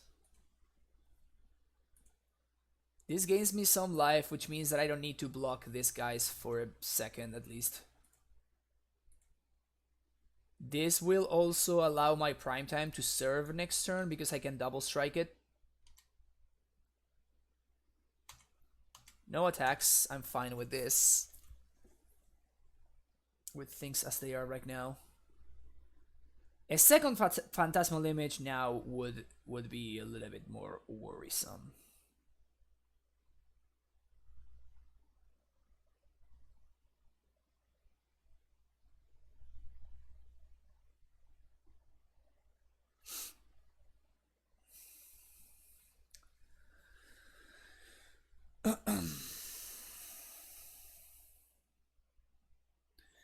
The good thing is that Prime Time is going to gain me 2 more life, which is even more time. Another... Okay, this one is actually kind of brutal.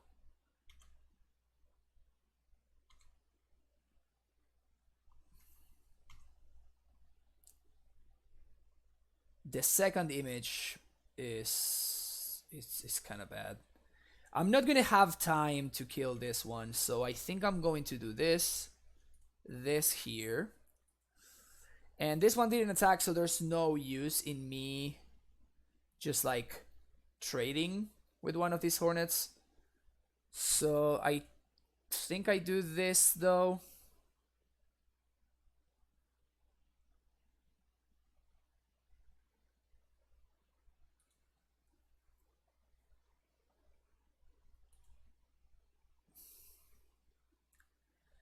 Yeah, Eon Zero fixes the insect problems. It's a noble hierarch. Notably, opponent would still die to hive mind, even after all this trouble.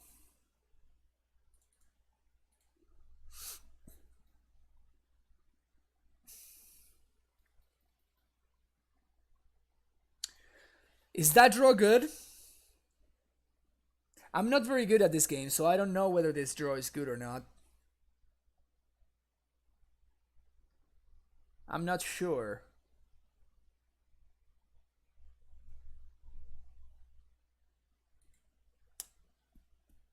Not sure. So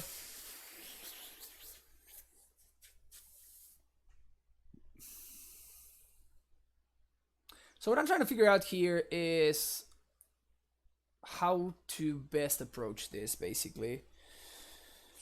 I can 1, 2 play explosives, 1, 2 crack it, and then I have access to double strike mana.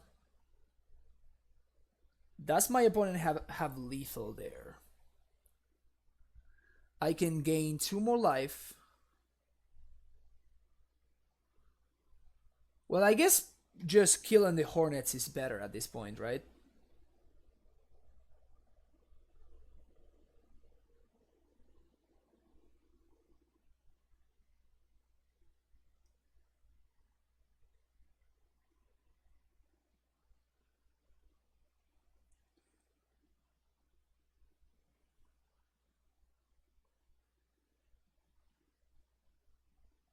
Yeah, I guess just killing the hornets is better.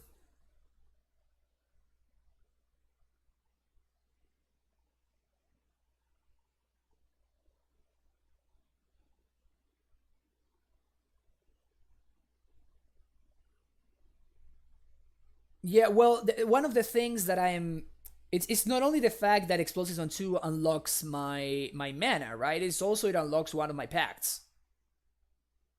The problem, and what I'm trying to figure out right now, is whether do I get like completely killed by these hornets next turn if my opponent has something like, I don't know, like another Mantis Rider or whatever. They would even be able to cast 2 Mantis Riders. So I'm trying to figure out if there's any way that I die. I think that we are going to win this game as long as we don't screw it up. So I'm trying to figure out, okay, is it worth it for me to like swing with this prime time into one of these hornets, then I double strike it so it doesn't die, and then play the explosives on 0?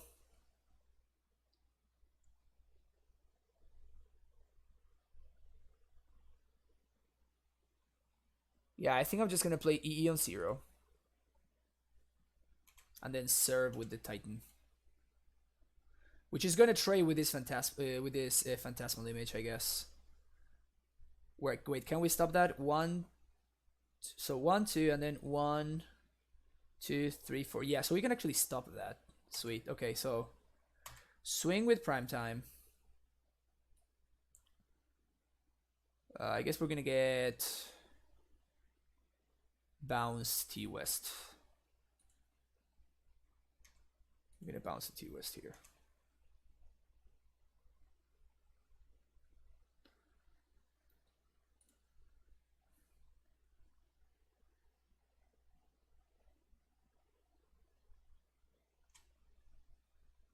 All right.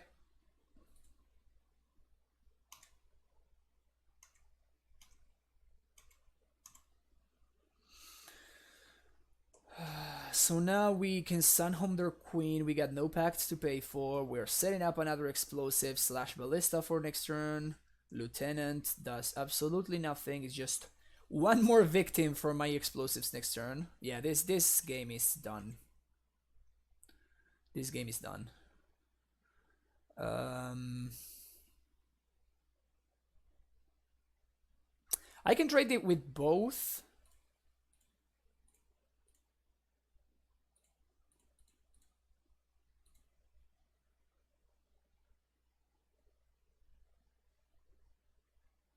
Yeah. Done. Okay. So I guess when we play well against humans, we beat the deck. Who would have thought? Weird. Weird.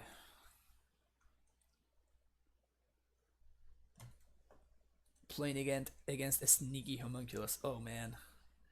Oh man, the natty bog is killing me. Restmaster, thank you for being here. How you doing? Yeah, I'm gonna Mulligan this though. I was so tempted though. Okay, so I'm gonna keep this, and we're gonna throw down the explosives, and I'm gonna make sure that this is the card that I throw down. Okay, cool. Now we get to do stuff. Alright. Let's not make that mistake again, okay? We are learning here. This is a learning stream. This is a learning stream, alright. That's a bold. That makes me sad. Okay. So I guess, can we not miss? Sweet. Not missing second land drop there is great for us. So now we relic next turn and then we tighten on the following turn. Thing in the ice, probably. Yep. There it is. Second amulet. No, scout.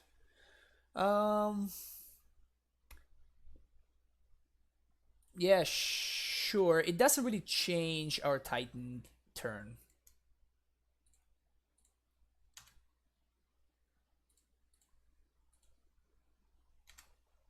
And we can actually develop our mana, which is nice. So we can simply have 6 here. And while we have 6 here, I'm going to go to the bathroom real quick. Sorry about this. I will be right back.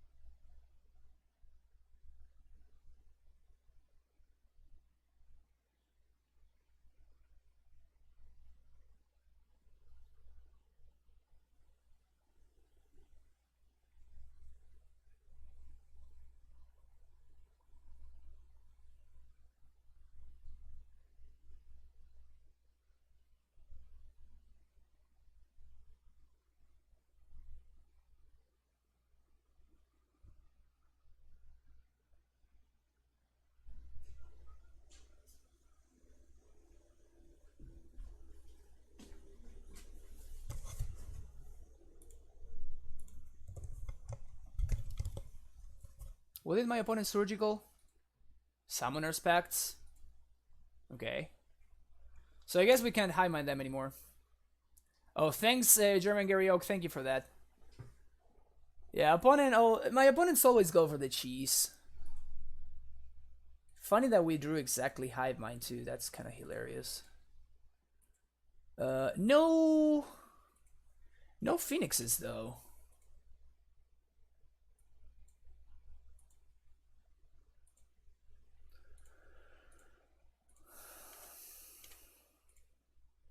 They still have 4 cards in hand. That's kind of annoying.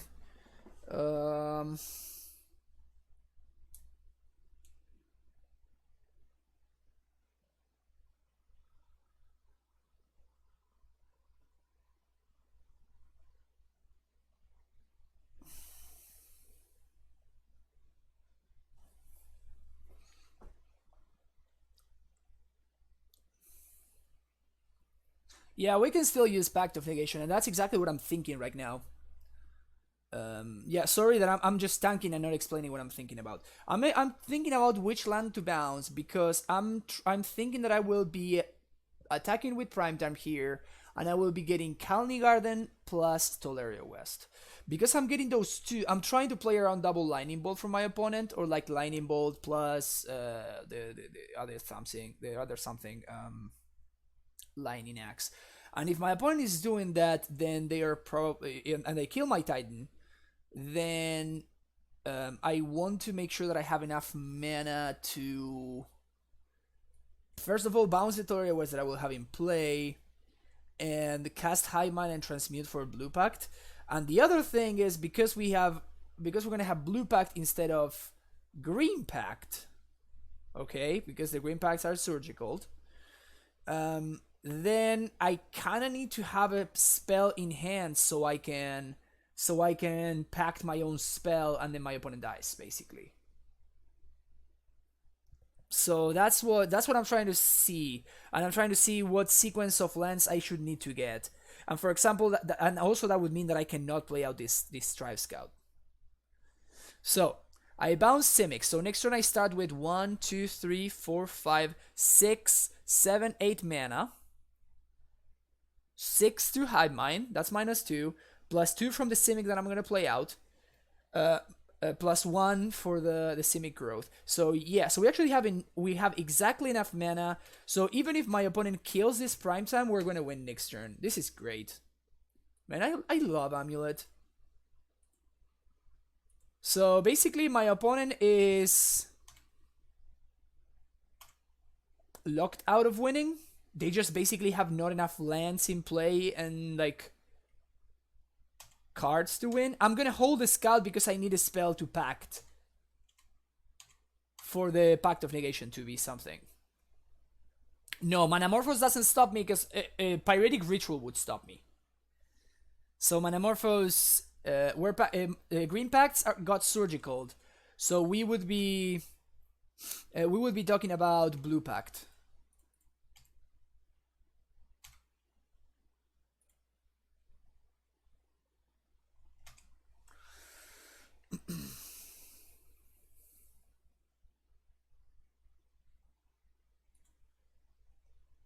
They spell pierce their copy though.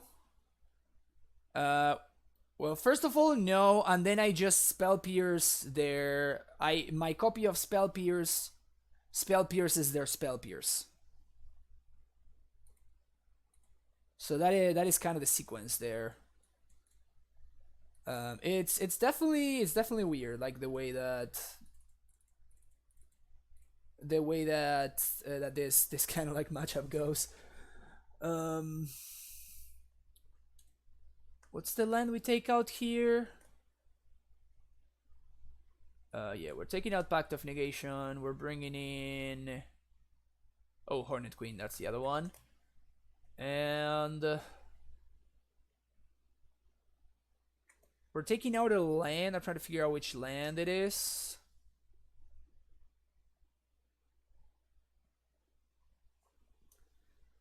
Sorry about this.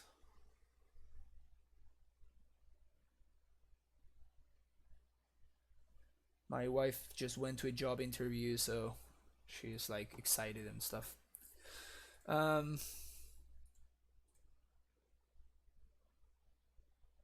one land that we're gonna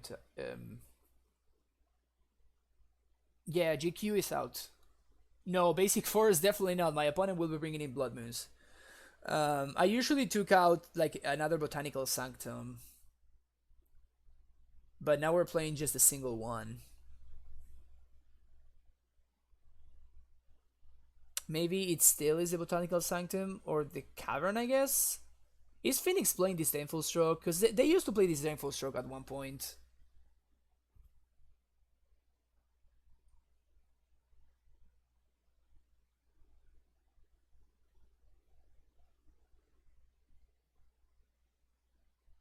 Yeah, he's here, so they would have had to do that exactly with that mana open then.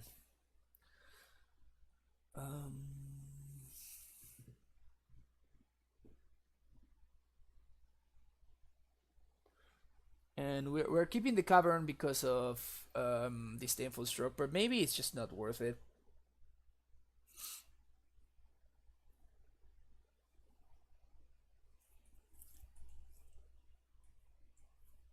I mean, I'm snap keeping this. We're like a Titan away from a turn 2. You got 2 draw steps to find a Titan. That's not a good draw. In fact, that's a horrendous draw. The absolute worst draw in the deck.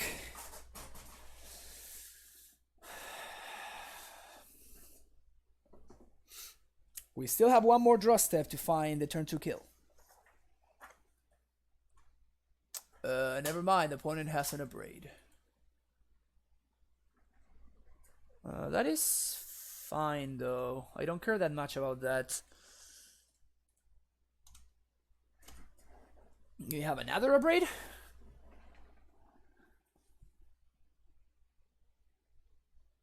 They don't.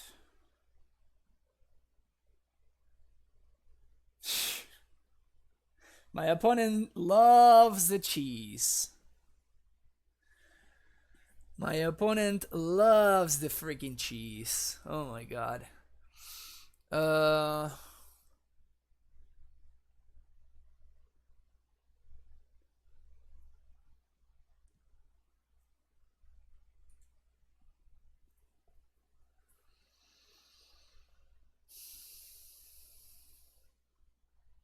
Thinking here.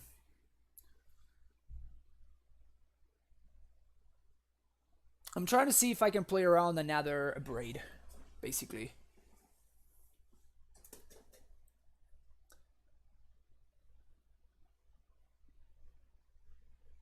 I'm trying to see if I can play around another Braid. So I assume one of my opponent's card in hand is a Surgical, because otherwise Thoughts Carry Me doesn't make any sense. So I'm going to assume that my opponent has like 3 unknowns and a Surgical Extraction. So I think I'm going to play out Azusa and use this turn to transmute for...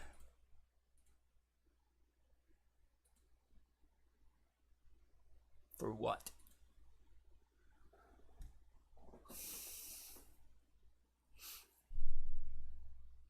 Maybe I should have just like made all my land drops and just played around the Braid. Yeah, I think I'm just gonna do that. I'm just gonna play out the Tularia West. I mean, too late to play around a Braid right now, of course, but...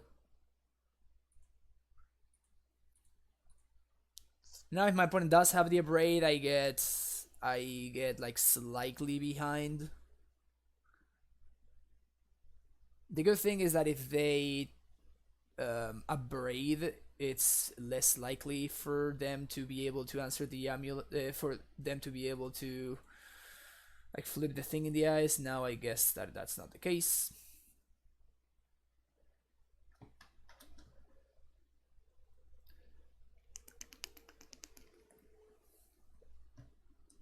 There's the looting. There's a Phoenix. One more spell. There's a Surgical.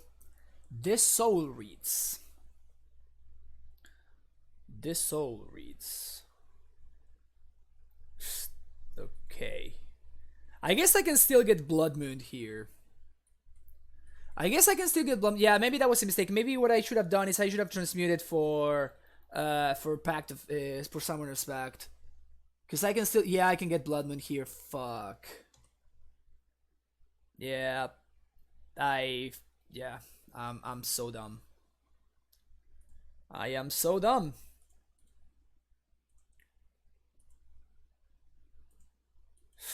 I was playing around, failing to play around the Braid, and also failing to play around Blood Moon. Feels bad, man.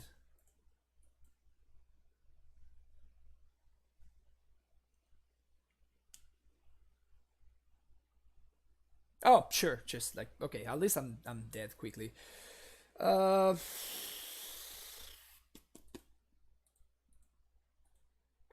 Yep. Yeah, to play around the Braid, we should have played it the bounce. Yep.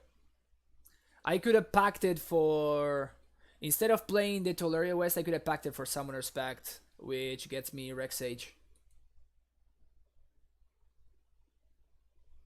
Yep. Yep. That was just like what I would call like failure to reassess, basically. That's what I would call failure to reassess. Okay.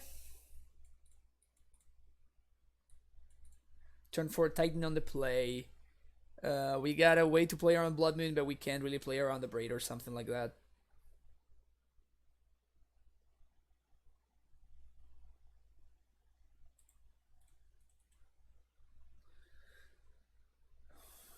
Basic Forest is not bad.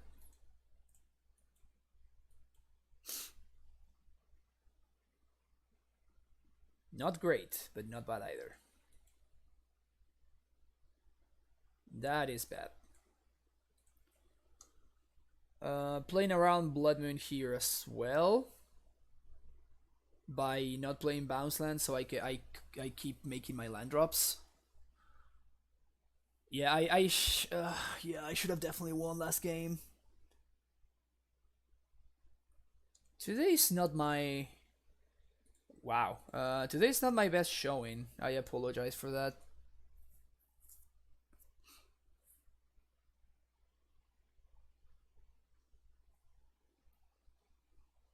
I don't know, I just feel to be like a little bit out of focus. This seems like a Metamorphose. Okay. Never not flip the thing in the ice on turn 3.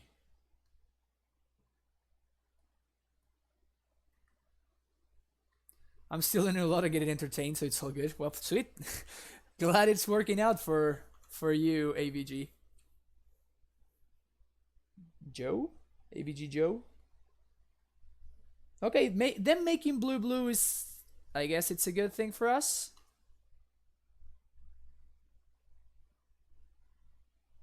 And them shocking here also suggests that maybe they don't have access to a Blood Moon.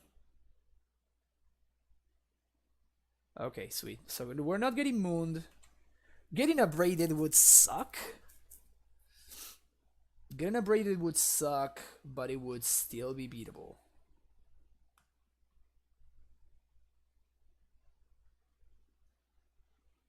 They put 2 cards on top. Yep, that's the abrade. Yeah, that's pretty bad. That's pretty fucking bad.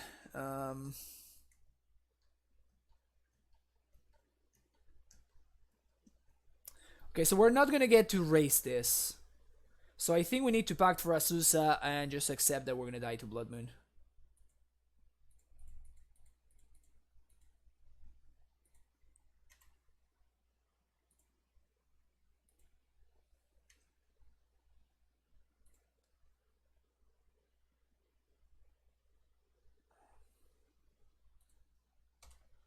We haven't seen any paths, which is bad too.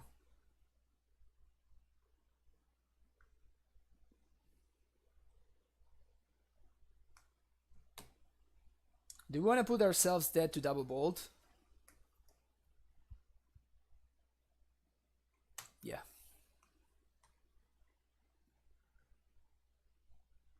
we can't be double bolt, and probably if my opponent had access to the bolt, they would have bolted the Azusa pre-combat.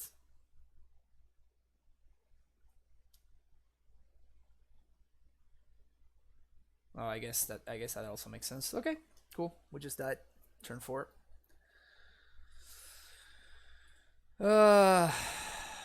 We should have won that game too.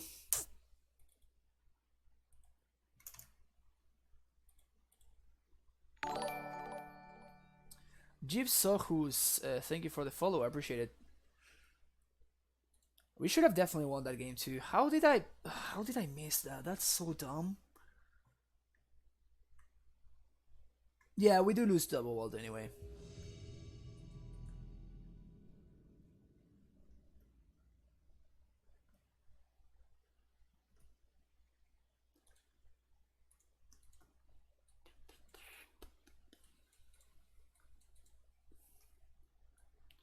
So this is a turn 4 Titan on the play.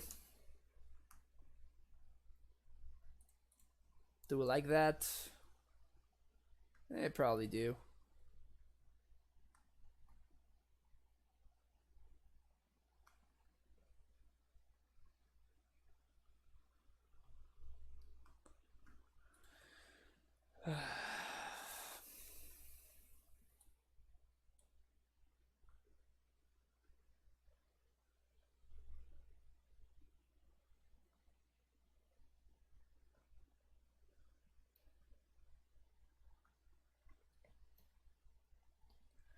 We have a lot of good draws here too.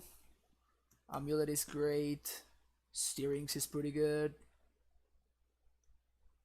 Asusa would be fine just because it's harder to just because, you know, putting the lands in play, it's just kind of good for us. But Coalition Relic already ramps us enough. Opponent keeps 7 too. Well, I guess we need an untapped source in order to play a Titan on 4. So that was kind of a mistake, I guess. Now we're playing against Grixis Shadow or Esper Control.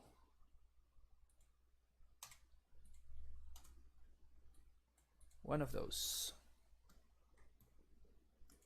Esper Control it is.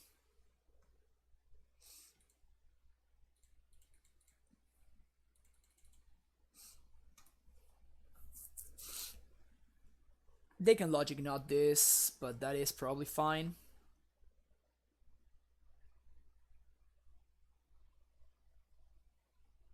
Yeah, so it is Esper.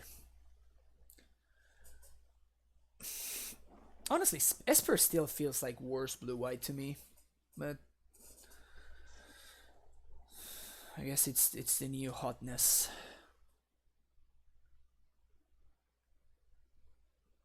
Gonna field me right now. Okay with this.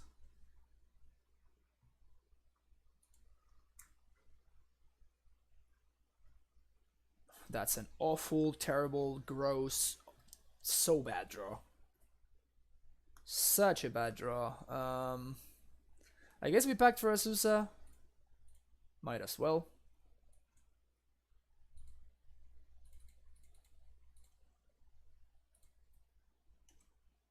Bounce here and bounce here and oh, dead. I'm dead to Cryptic. That was dumb. Making so many mistakes today. Now I'm dead to Cryptic Command. Cryptic Command bounce my Border Scarism kills me. I could have played around that by just playing Bojuki Bog and Besuba, copying the basic forest. OP doesn't have it. Sweet. Sweet.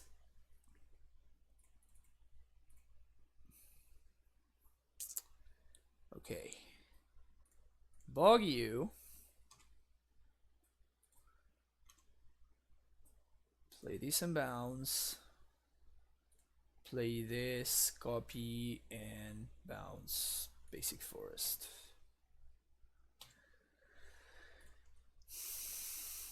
It'd be nice to draw something here. I wouldn't be opposed to drawing something.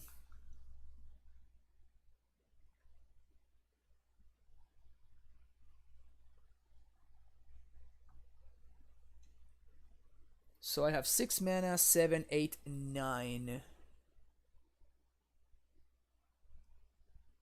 Oh, Vendilion Click. Esper Charm.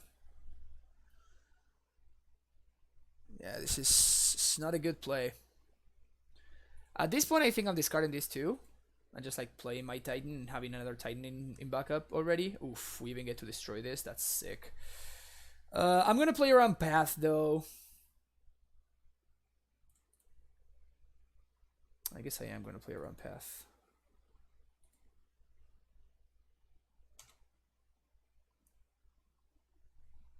Is my opponent going to be kind enough to show me that they have the Path? No. Okay, so going to transmute here.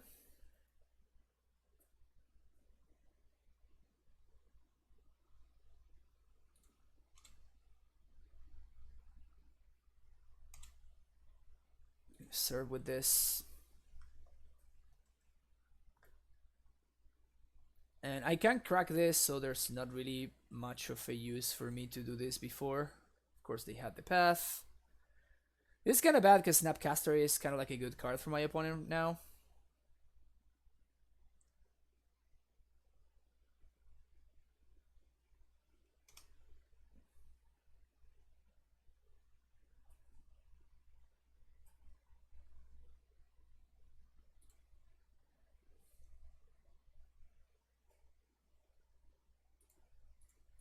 So let's start here, see what my opponent does. Okay.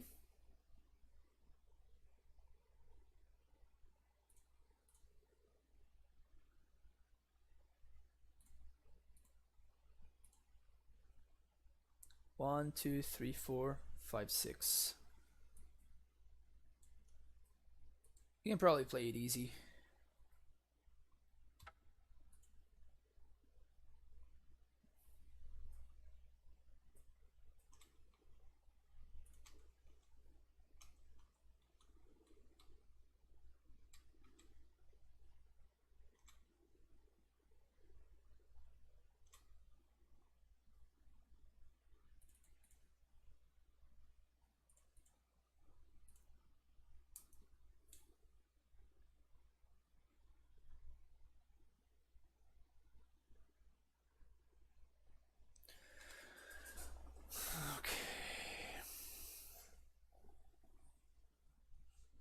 Snapcaster is pretty good here, actually. I'm probably gonna pact it. It's bad if my opponent untaps and slams the fairy, but... Oh, they just naturally had the Esper Charm too? Oh, that is fine. Fatal Push your Azusa is fine. Okay, that means my opponent needs help. That definitely means... Oh, they have the Esper Charm. Oh, Kaya. Yeah, that one is pretty irrelevant.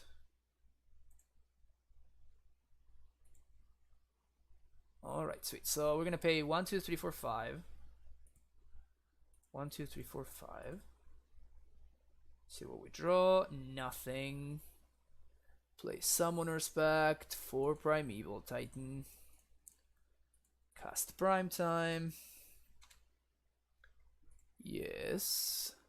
Not having access to Bojugabog is pretty annoying, honestly.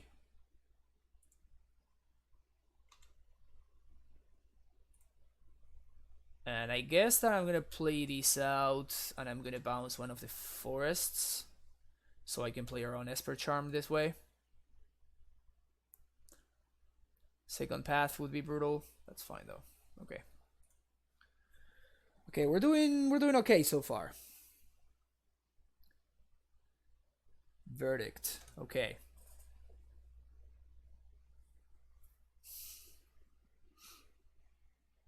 Main deck Surgical.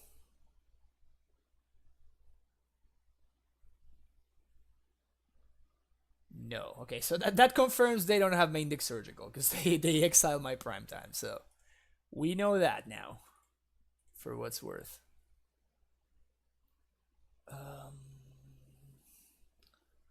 So this is only 5 with the ultimate, so that's just not relevant.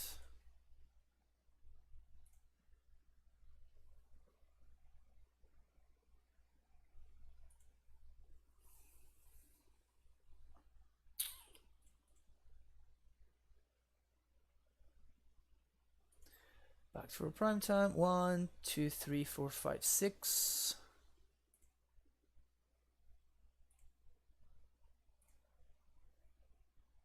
Well, I guess we're gonna keep the chain going.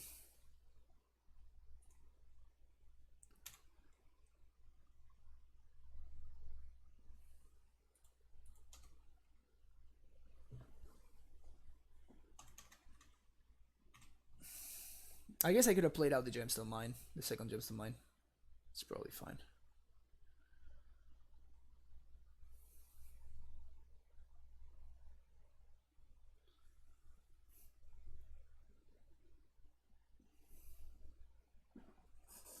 Okay.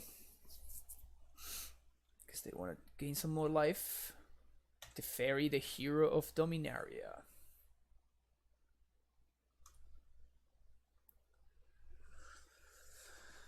Okay. Steerings.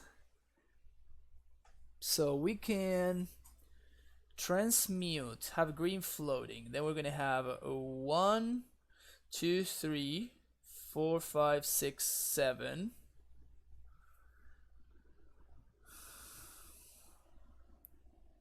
One, 2, 3, 4, 5, 6. So I guess we can steer for free.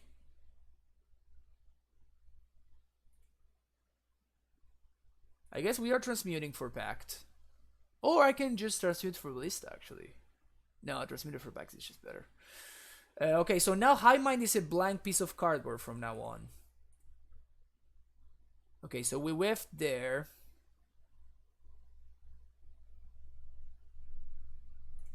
Let's get Crossroads, sure. Prime time. We still have 1 land drop. So we're gonna get Bounce plus Stronghold. Play this. Haste prime time, attacking the fairy, of course.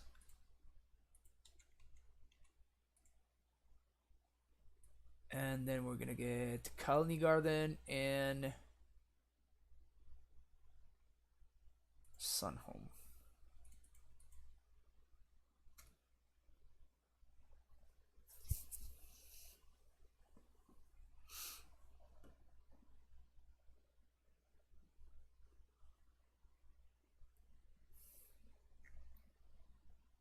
I guess this can minus on my plant token. That's kind of cute.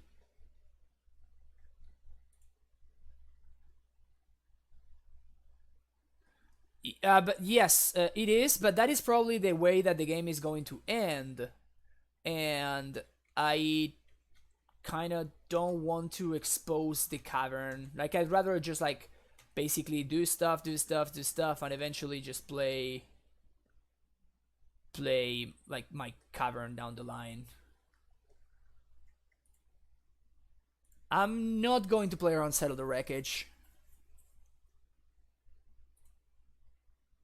I could play around Settle the Wreckage if I wanted to. Not going to.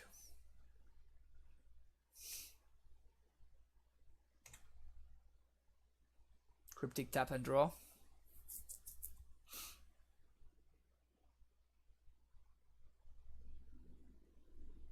This is kind of annoying.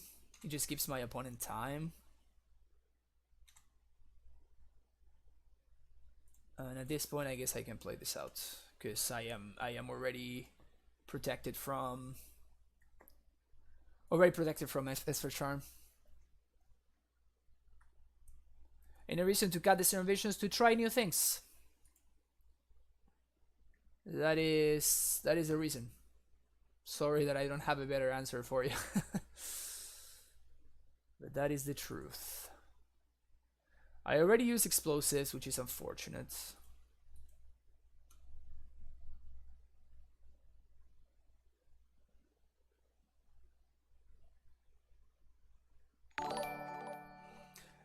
Case Heroes, thank you very much for that Twitch Prime subscription. Welcome to the Primetime Stronghold.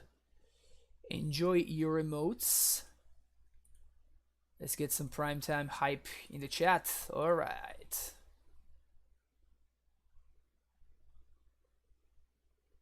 Serum Visions is significantly better than Thought Scour. If that's what you mean by T-Scour.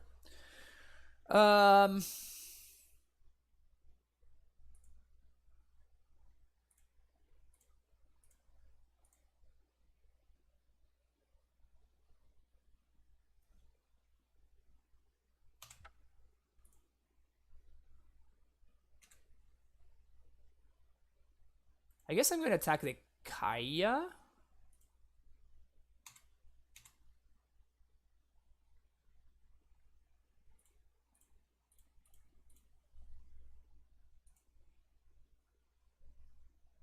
They're gonna push my plant token. Sweet. Well, that's a push that is not going towards my ballista, so I'm happy with this. Here I think I just hold basically until I draw. I don't want to like die to a stupid logic knot.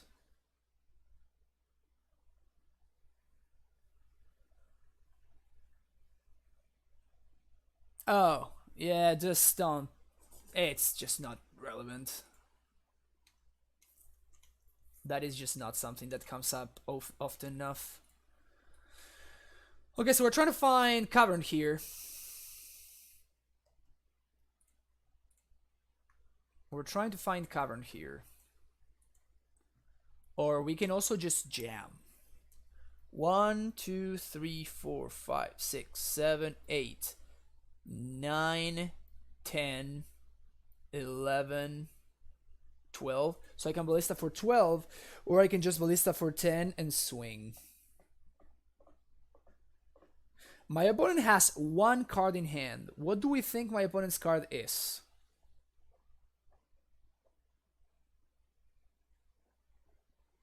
If my opponent's one card is counter magic, then of course that's very bad for us. But I think that it's correct to jam here.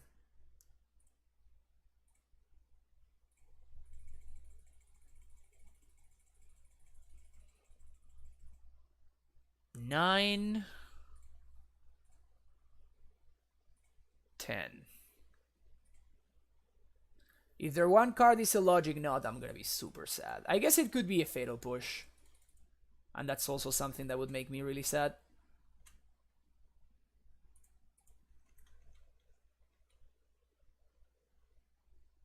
Guess it wasn't. Sweet.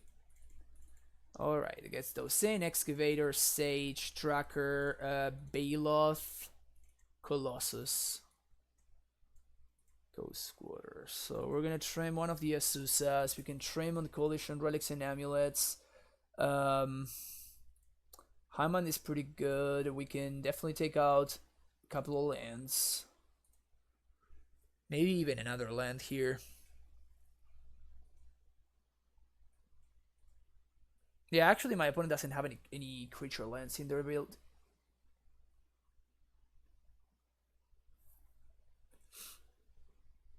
Revitalize would be sweet.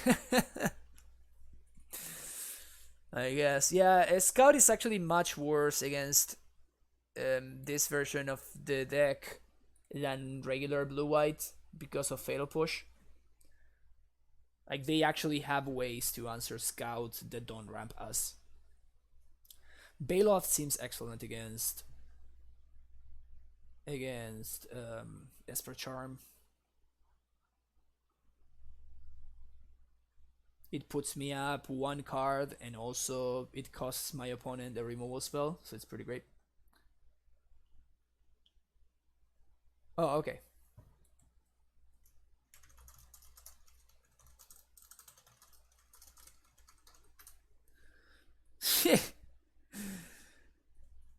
Gritty hand. I think we're gonna mulligan this one. I kind of like this one. And we can send the probably Hive Mind to the bottom. We don't really want Hive Mind in the opener. It's more of a card that we want down the stretch.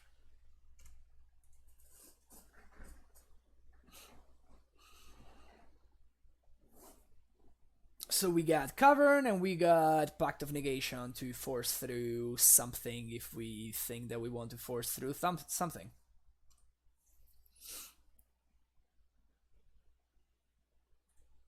Not bad.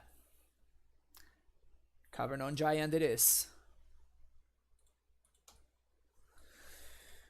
This is probably this is potentially bad against Field of Ruin, but that's fine. That means that they're not fielding my Cavern, so I'm okay with that. That's a Thoughtseize.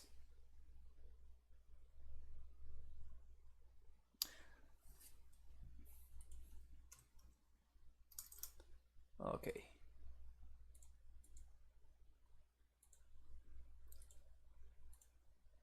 One second. Well, my opponent figures that out. All right. Okay, so I don't need to play around on more ego. That part is clear. No need to play around on more ego.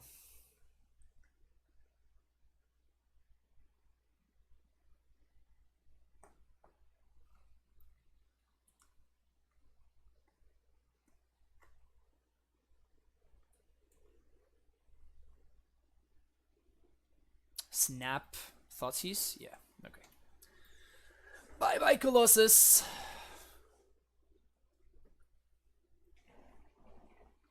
Bye bye, Colossus.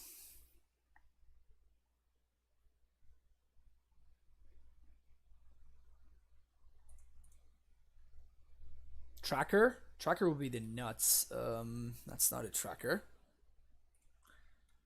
So I'm gonna play this out so I can start having access to Pact of Negation backup.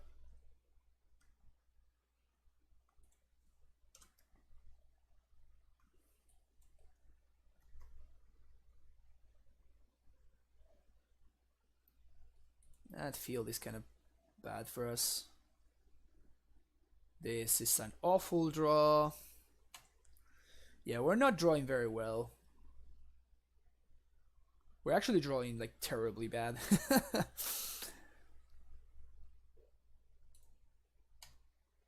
We're not only not drawing well, we're actually drawing actively bad. Like this, both of these are just like awful draws, like so bad. Oh, welcome back, Dido. We won 3. We played actually quite terribly in the first couple of leagues. In the first league, and now we are playing another league where we're playing slightly better, and it's showing.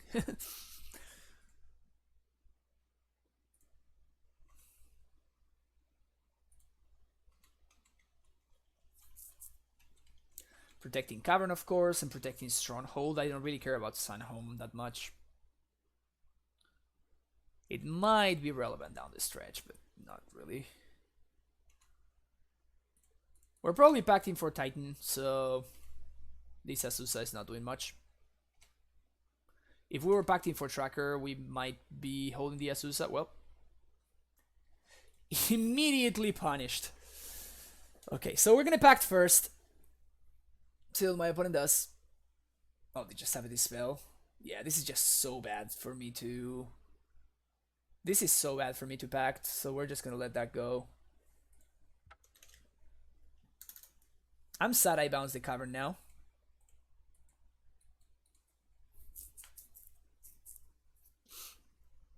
I'm gonna play Encounterable Tracker next turn, then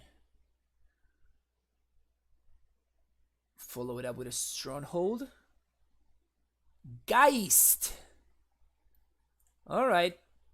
Not expect that one.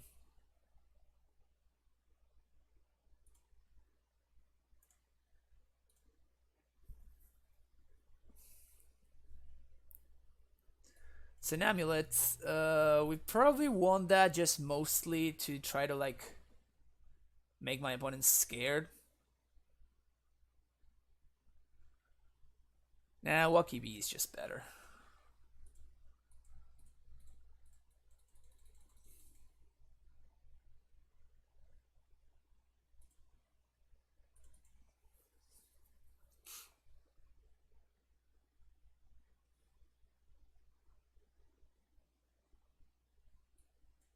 This is fine.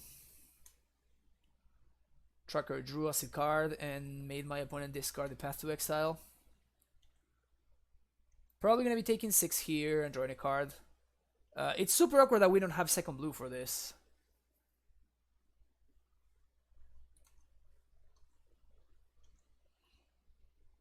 So the problem with the Azusa is that I am not doing anything. I guess it was very bad because I immediately drew the tracker, but I think that those 2 damage are going to start stacking up basically.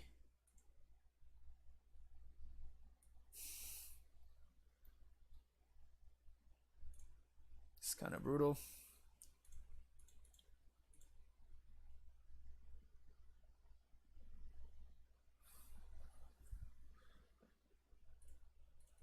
I think I just jam a 3/3 Ballista, I guess. Nah, it's better for me to jam the Bailoff, I think.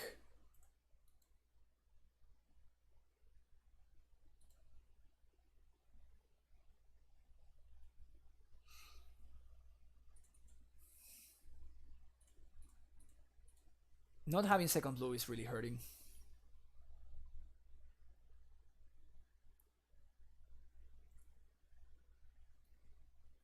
My opponent seems to be lacking in the counter magic department though.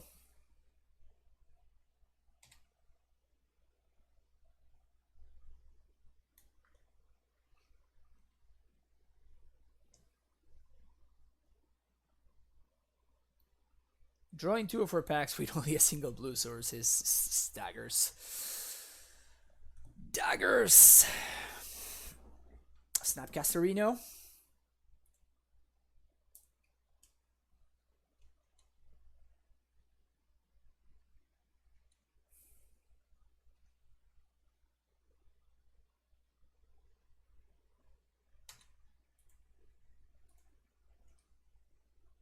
We're kind of setting up a kill. Like, it's getting to a point where I might be able to just, like, swing and just, like, double pack and just kill them on 1 turn. So, for example, 1, 2, 3, 4, 5, 6, 7, 8. So I can make a 4/4 Ballista. I can swing for 6. And then I can go do up to 10 damage. So if I get them to 10 or less, I can kind of like win in a YOLO fashion.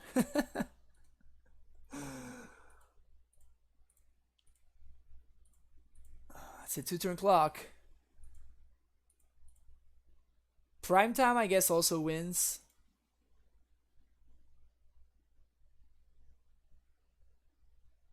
It's a Jace. They're probably gonna plus because they love plussing. No. Okay, if we draw a prime time, we win, and it's gonna be great because we're going to 1, 2, 3, 4, 5, 6 haste. We're gonna be short on double striking, I guess. 1, 2, 3, 4, 5, 6, 7, 8. So I guess the funniest way to win at this point is gonna be Hive Mind. If we top deck Hive Mind, we win on the spot in the most hilarious way.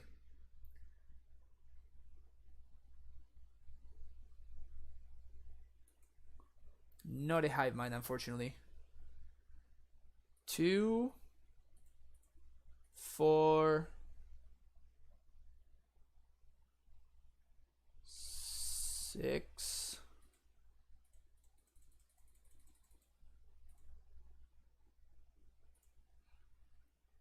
Ballista for 3. Haste. If everything lines up correctly, this should give us 1 more turn. I'm gonna Ballista the Jace. We can negate the path.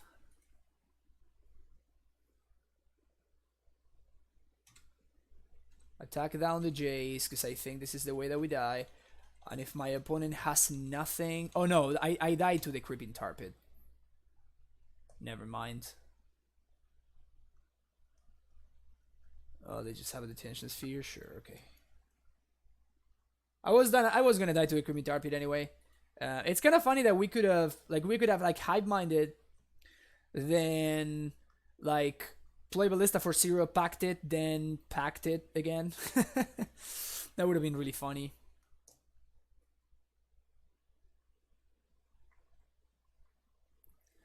Yeah, I guess I could have survived. I mean, I wasn't beating that, but I could survive, I guess. Anything I want to change? Guess I want more Asusas, more Amulet, less Scouts.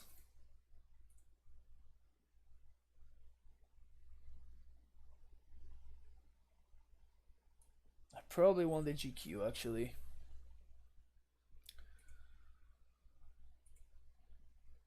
Nah, it doesn't seem good enough. Just try this again.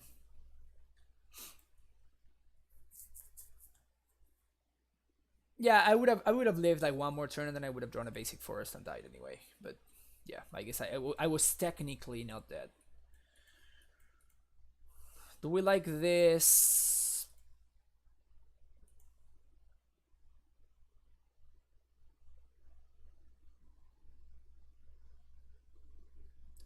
Against blue, black, white, against Esper. We do have green sources. I think I'm gonna mulligan. We can do better than this. This hand is so much better than that last hand. Like, so much better. I'm gonna bottom the Rex Sage, I think.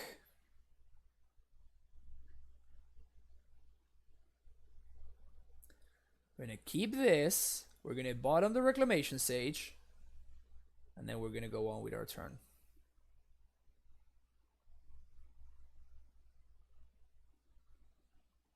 Except it doesn't. Like, if they seize me, like they're probably taking the Azusa, right? And then it doesn't matter. It just slows me down a little bit, but that then like we still have negate. This hand is perfectly serviceable. I think it's between perfectly serviceable and actively good. It's somewhere in there.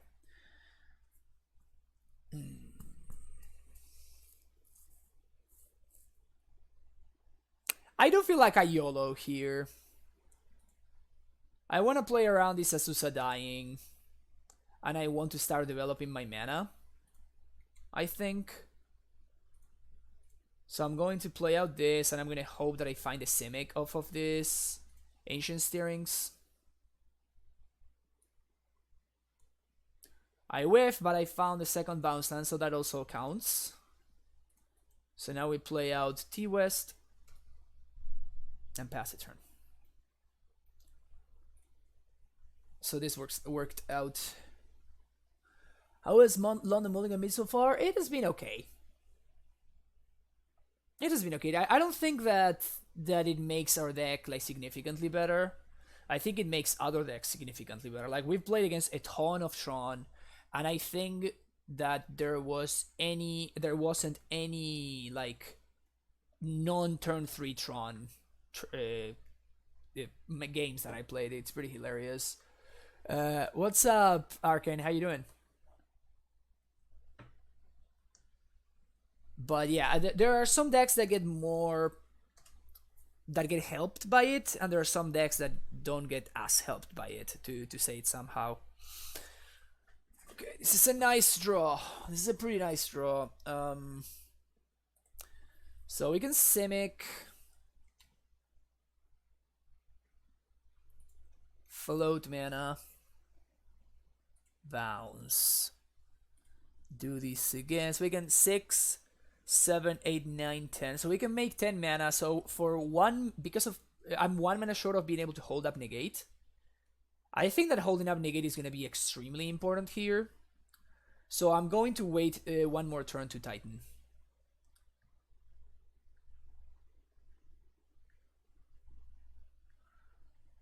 Yeah, Arcan. I imagine that in Legacy, like I have not played a single Legacy League since the new Mulligan rule. How have you felt that the meta adapted? Because I would imagine that like everybody's playing Reanimator now.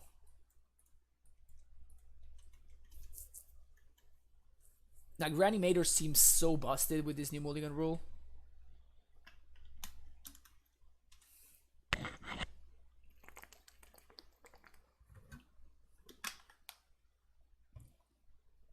Get a Godless Shrine. Pass the turn.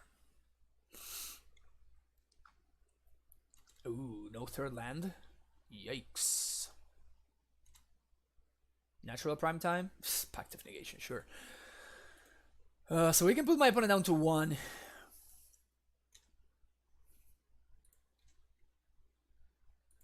Bounce. Summoner's Pact. Primeval Titan. Copy this again. Bounce here. Cast this one.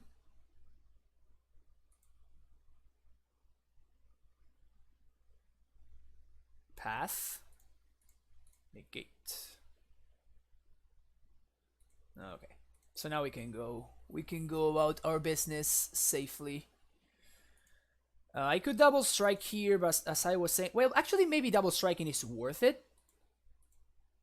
Because then my opponent needs to like kill my Azusa. Yeah, and I'm going to.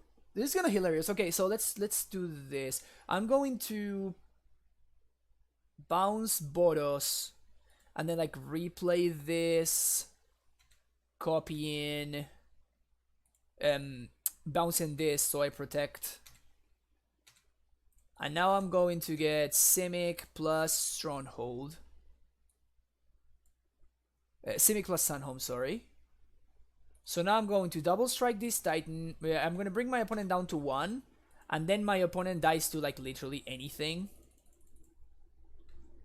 Bouncing this, sure.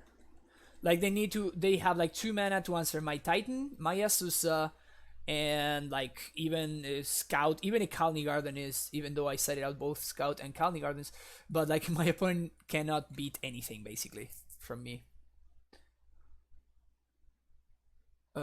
Mana change to Graveyard decks and people to counter it with Crop Rot decks and Loams and Chalice decks. I think the Amulet makes Graveyard decks win over. Wow, that's...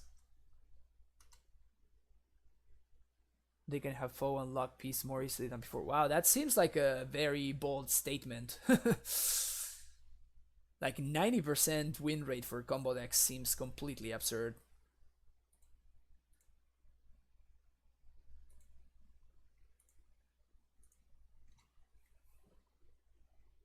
Alright, sweet.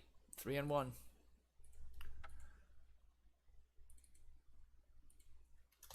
It's always so long to play around control decks. Played Reanimator League, I'm not sure it's too busted. You almost have to mull to anti-hate post-board. Pre-board is great though. I can imagine that like you just win like every single game 1 ever now.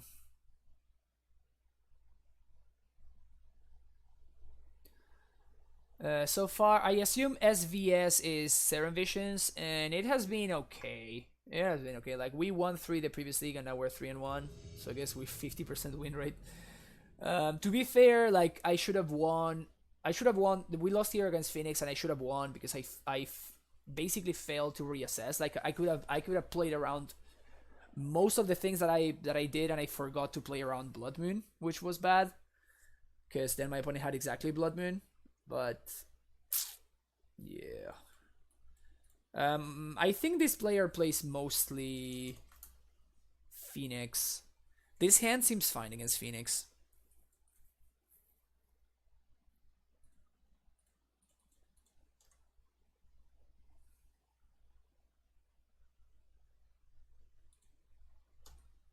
It is indeed Phoenix. So Lightning Bolt.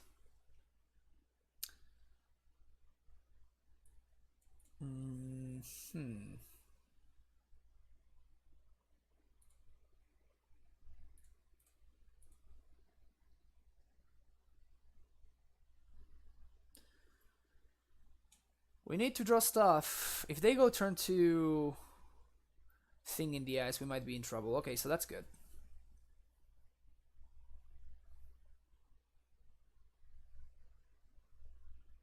They have a surgical. Oh no, no surgical? Natty bug. Natty bug. Natty bug.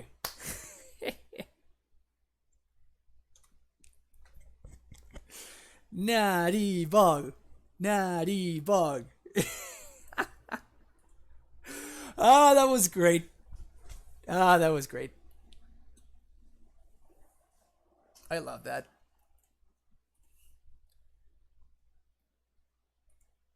Okay, so they get 1 Phoenix this time around. Actually, I should have probably transmuted for Asusa there. That was a mistake. Yeah, I should have definitely transmuted for Asusa last turn. So now it's going to still give me a turn 6 Titan. The good thing is that it's going to be a turn 6 win because I can just hide mine. So this is 4.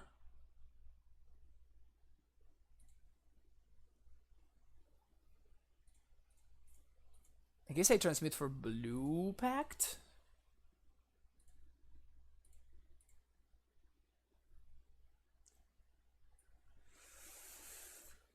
Or explosives. My opponent getting out of hand with a thing in the eye seems to be the way that I lose this game. So let's play around that.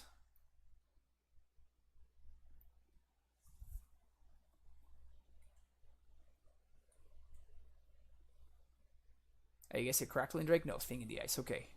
Sweet.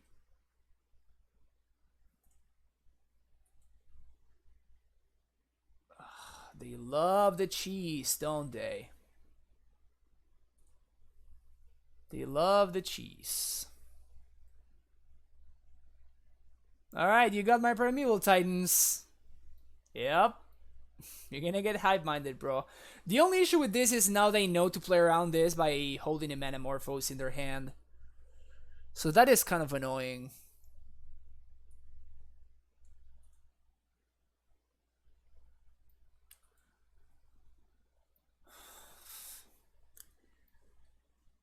This play pattern is just so disgusting. I really hate it. And it feels like every single Phoenix player we've played against has done that. Which makes things even more annoying. Alright, so we're gonna do this. We're gonna do this. And we're gonna pass the turn. So we kind of need a second pact just to make sure that we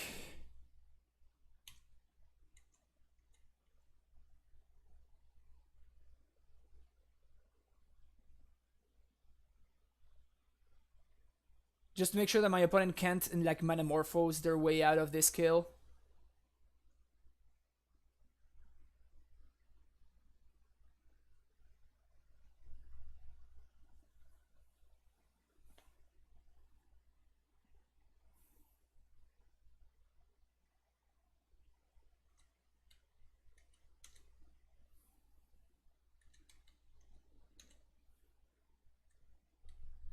Yeah, so I'm expecting my opponent to have drawn at least 1 Manamorphose. Which kind of makes things super awkward for us. Is it crazy for me to just like jam this Hive Mind and not jam the Pact? I think I'm gonna do that.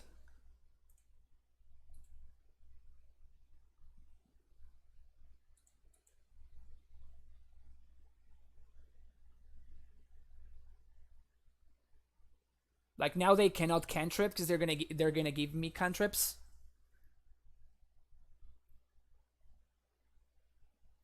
And the only way that they can win is set adrift.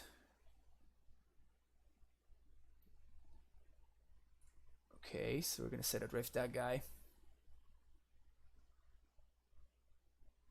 Don't tell me they have the Thought Scour.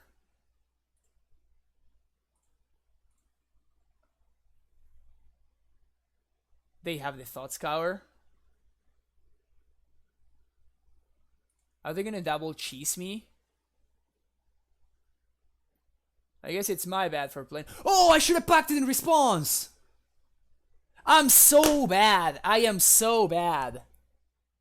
I am so bad. Oh my god. They did have the Manamorpher, so I was correct to play around it. Well, so I guess if that being the case, then I should have not packed in response. I guess I was fine, I think. This game is so awkward now. 1, 2, 1, 2, 3, Relic. 1, 2, 3, Asusa.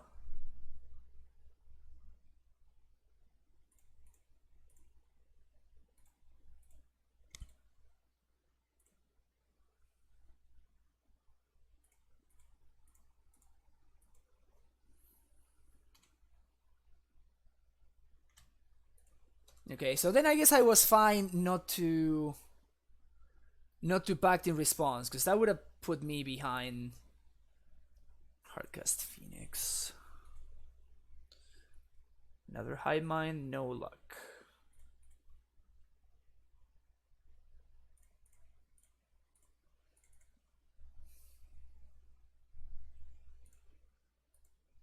I guess I have a little bit of time to like draw into stuff.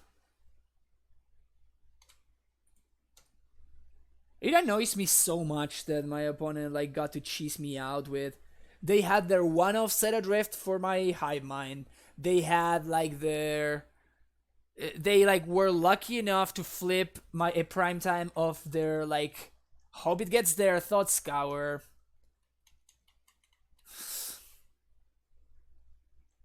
So, oh, of course they finished the game right here.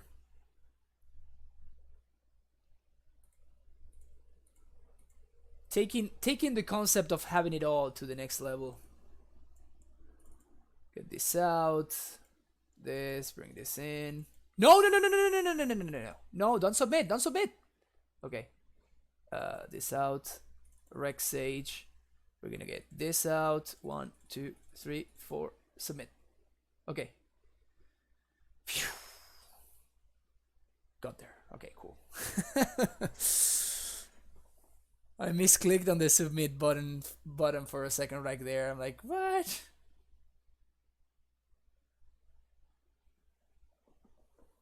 Oh right, yeah, that's right. We natty bogged 2 Phoenix out of there, but they just found the other 2. Yeah, that's some skill right there my opponent has.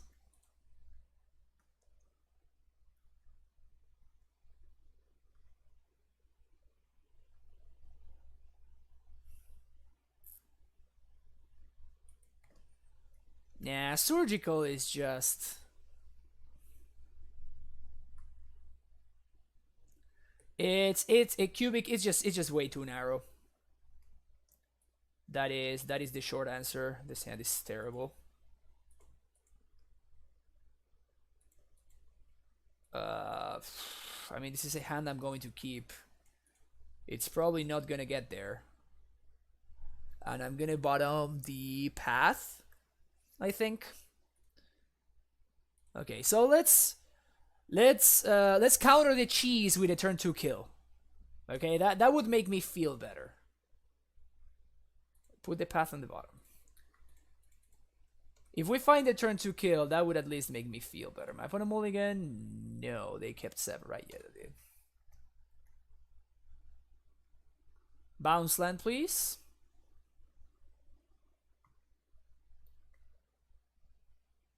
I thought I just bottomed you.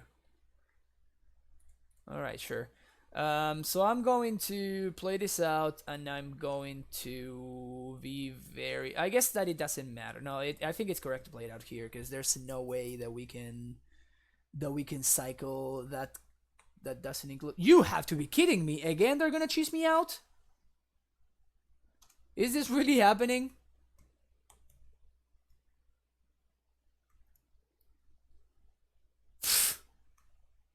No, okay. I mean, I'm whiffing anyway, so it doesn't matter, but still.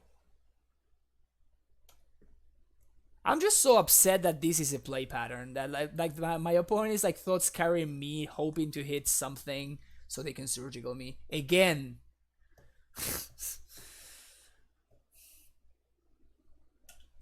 It's so stupid.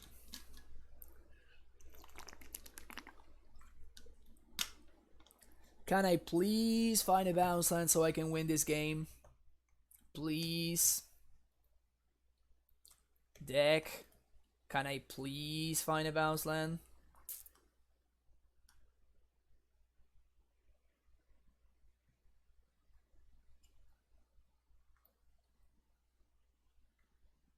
There it is. Surgical your pacts? No. They're gonna draw step surgical my pacts.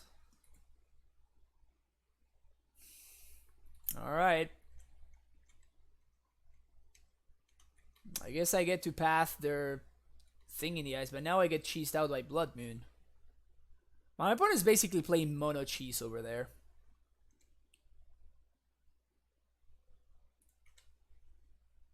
That's basically my opponent's deck. Just like...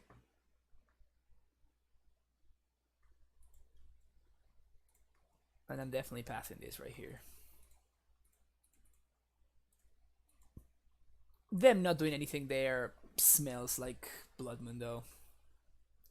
Maybe I should have taken 7 to... Yeah, I should have probably just taken 7 to try to purge the Blood Moon. Yep. There he goes. I should have... I'm done. I'm done. I am done.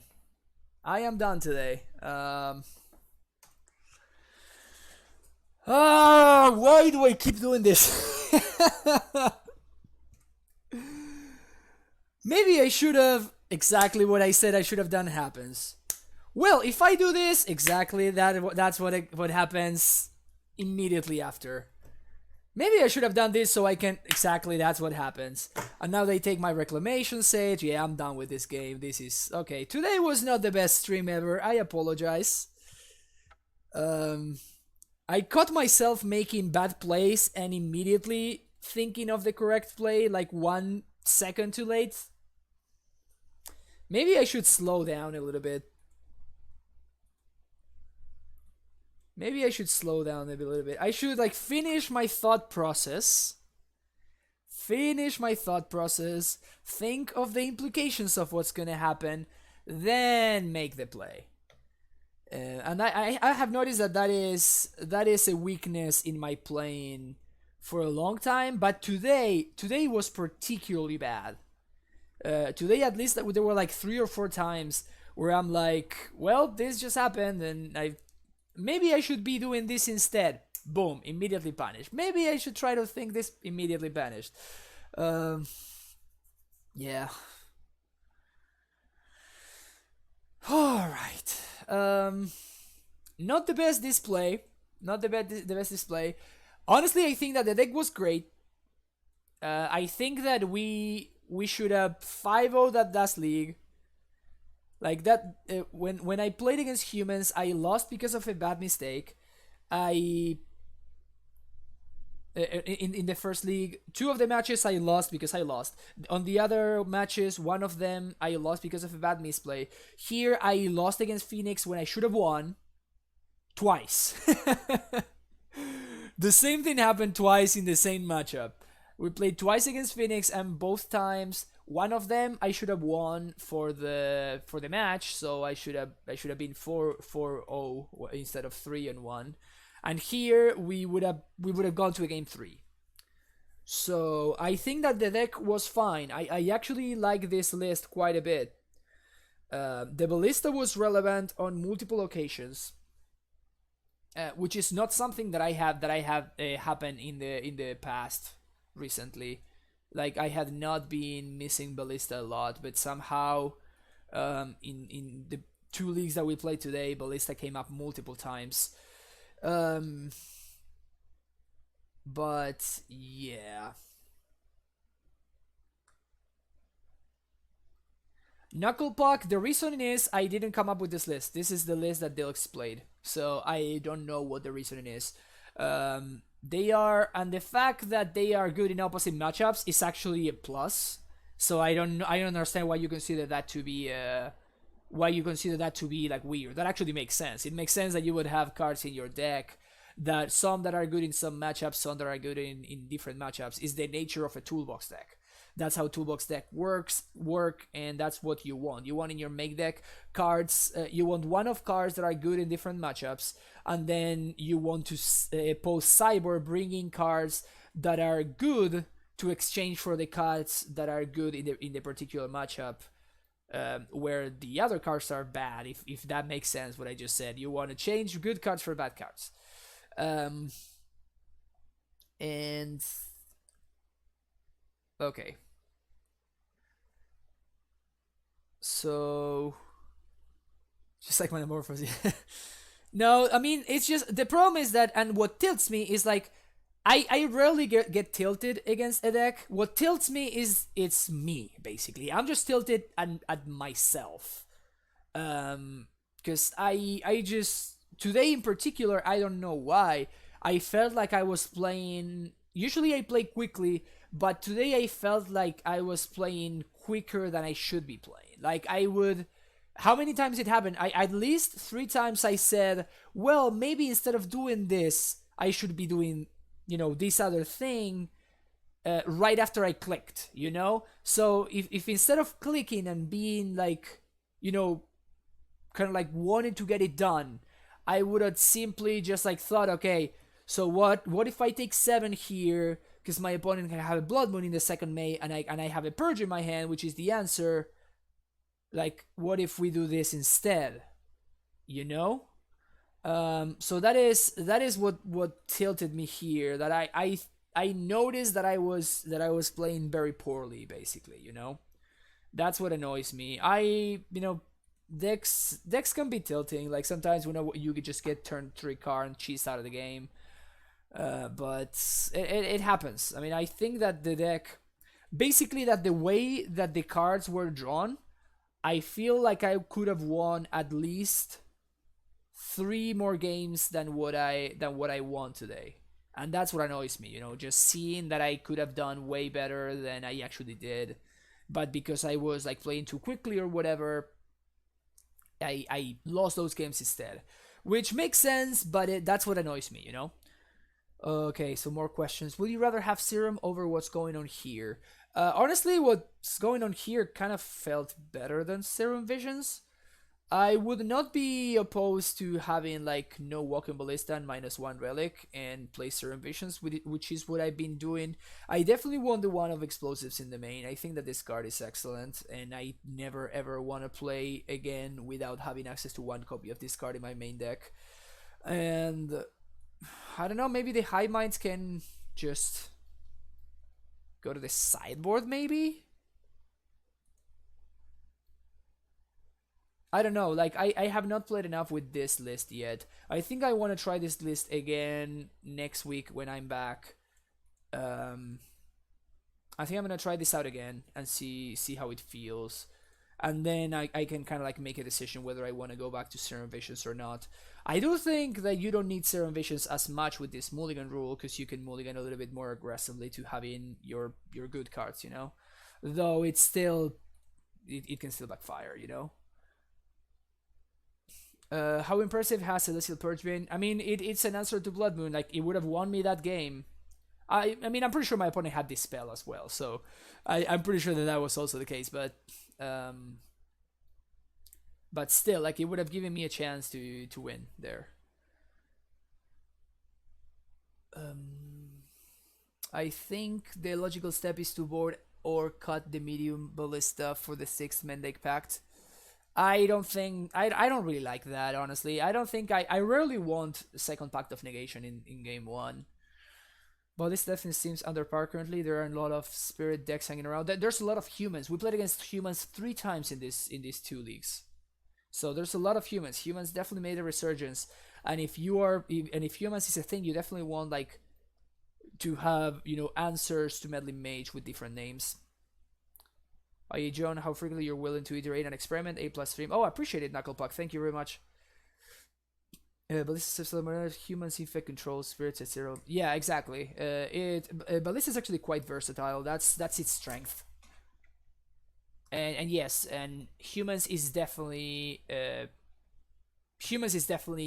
very much on the uptick right now. If you don't see humans infect or spirits in your meta, then you should not be playing Ballista. So yeah, that kind of answers itself. What are your thoughts on the Tribe Scout versus Lotus Bloom? You know what, Joseph Gamma? I am honestly not convinced that Scout is better than Lotus Bloom, especially with the new Mulligan rule. We played Bloom on Tuesday and it was excellent. It was simply very, very good. So maybe with the new Mulligan rule, it gets even better because it's in theory it should get even even higher boost with the new Mulligan rule than the Scout list because at least it has less moving pieces that it needs in order to get going. If you're in the meta where humans, etc., are popular, you might be better off just running Gruul, Truth, and Fire Spout. I don't think so. I think that Path is enough better than the other stuff, that it's better to just run Path and extra explosives. Ballista is also a pseudo threat. Yeah, I mean, it's a very real threat. It won us a game against Esper just by itself. We just played it as a 10-10 and gave it haste and swam for 20. It was great. The most complete army I see against Ballista is that it doesn't really do anything unless you've already resolved the Titan. And if resolved Titan can win you the game, and a percussive fireball board wipe is it really?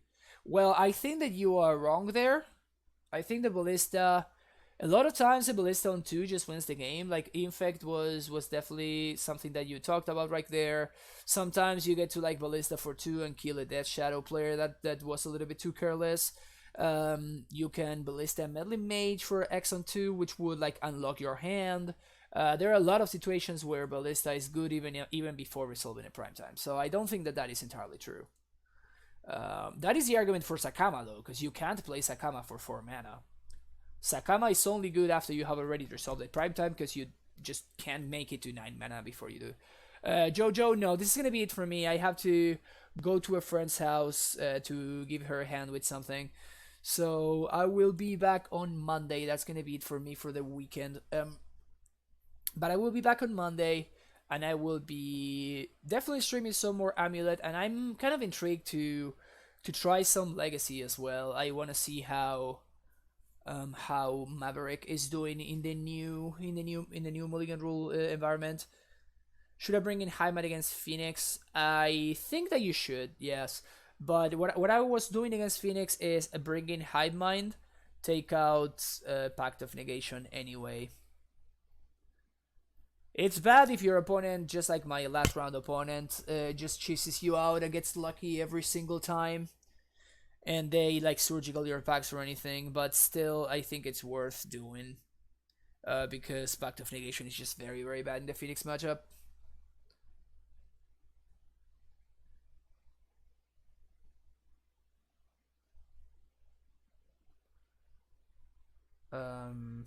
Yeah, so in short, yes, I would. But I would still side out Pact of Negation. I mean, you just saw how I sided it against Phoenix. Against Phoenix, I brought this for Hornet Queen, Rex Sage, Explosives.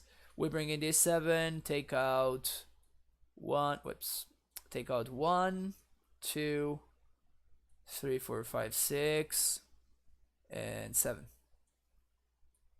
That is your Phoenix configuration.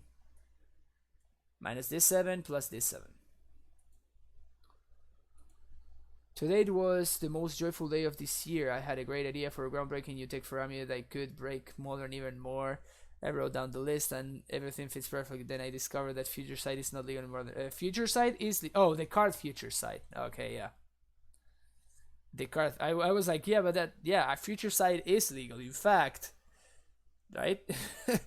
We're playing. No, yeah, I see what you're saying. Prism in the Moon Besuva shenanigans, yeah. Amulet was great. Do you have any replies to the Magus of Divine Year list that are floated around Discord? No, I don't have. I think it's terrible. I think it's extremely bad. And the funniest thing is, I think that the person that said that, the person that proposed it, they were like, yeah, I know it's terrible. I just want a meme. I think it's extremely bad. So yeah, no, I'm not gonna try that. Unless somebody wants to pay me to try it, in which case I will do it, of course, but I'm not gonna do that for free. Setting tickets on fire is not something I'm into. Dominic Harvey Warren, see what I mean? No, Dom was different. Dom's was a metagame call and he got it right. Dino was terrible, but like Collision Relic was great. Like Relic is now a staple in Amulet, so that was a very good finding. Yeah, I think the Lotus Bloom Rockman. I think my Lotus Bloom list is great. We played it on Tuesday, and I think it's excellent. I think it's way better than people think it is, and I think Punt is a genius, and he's just great. Like I think that his version of the deck is actually very very good, and people are just sleeping on it. Those are my thoughts. Anyway, that's gonna be it for me today. Don't forget to hit that follow button if you enjoy some modern and specifically Amulet content. If you want to help support the stream, you can subscribe. With that link over there, you get access to this beautiful emotes, which you can use not only here but anywhere, everywhere on Twitch, every single stream. If you want to check out previous streams, you can do so in YouTube. That's the link right there. If you want to check out my Twitter, I always post whenever I'm going live and watch what decks I'm gonna be playing. You can find me at fpaulosmtg.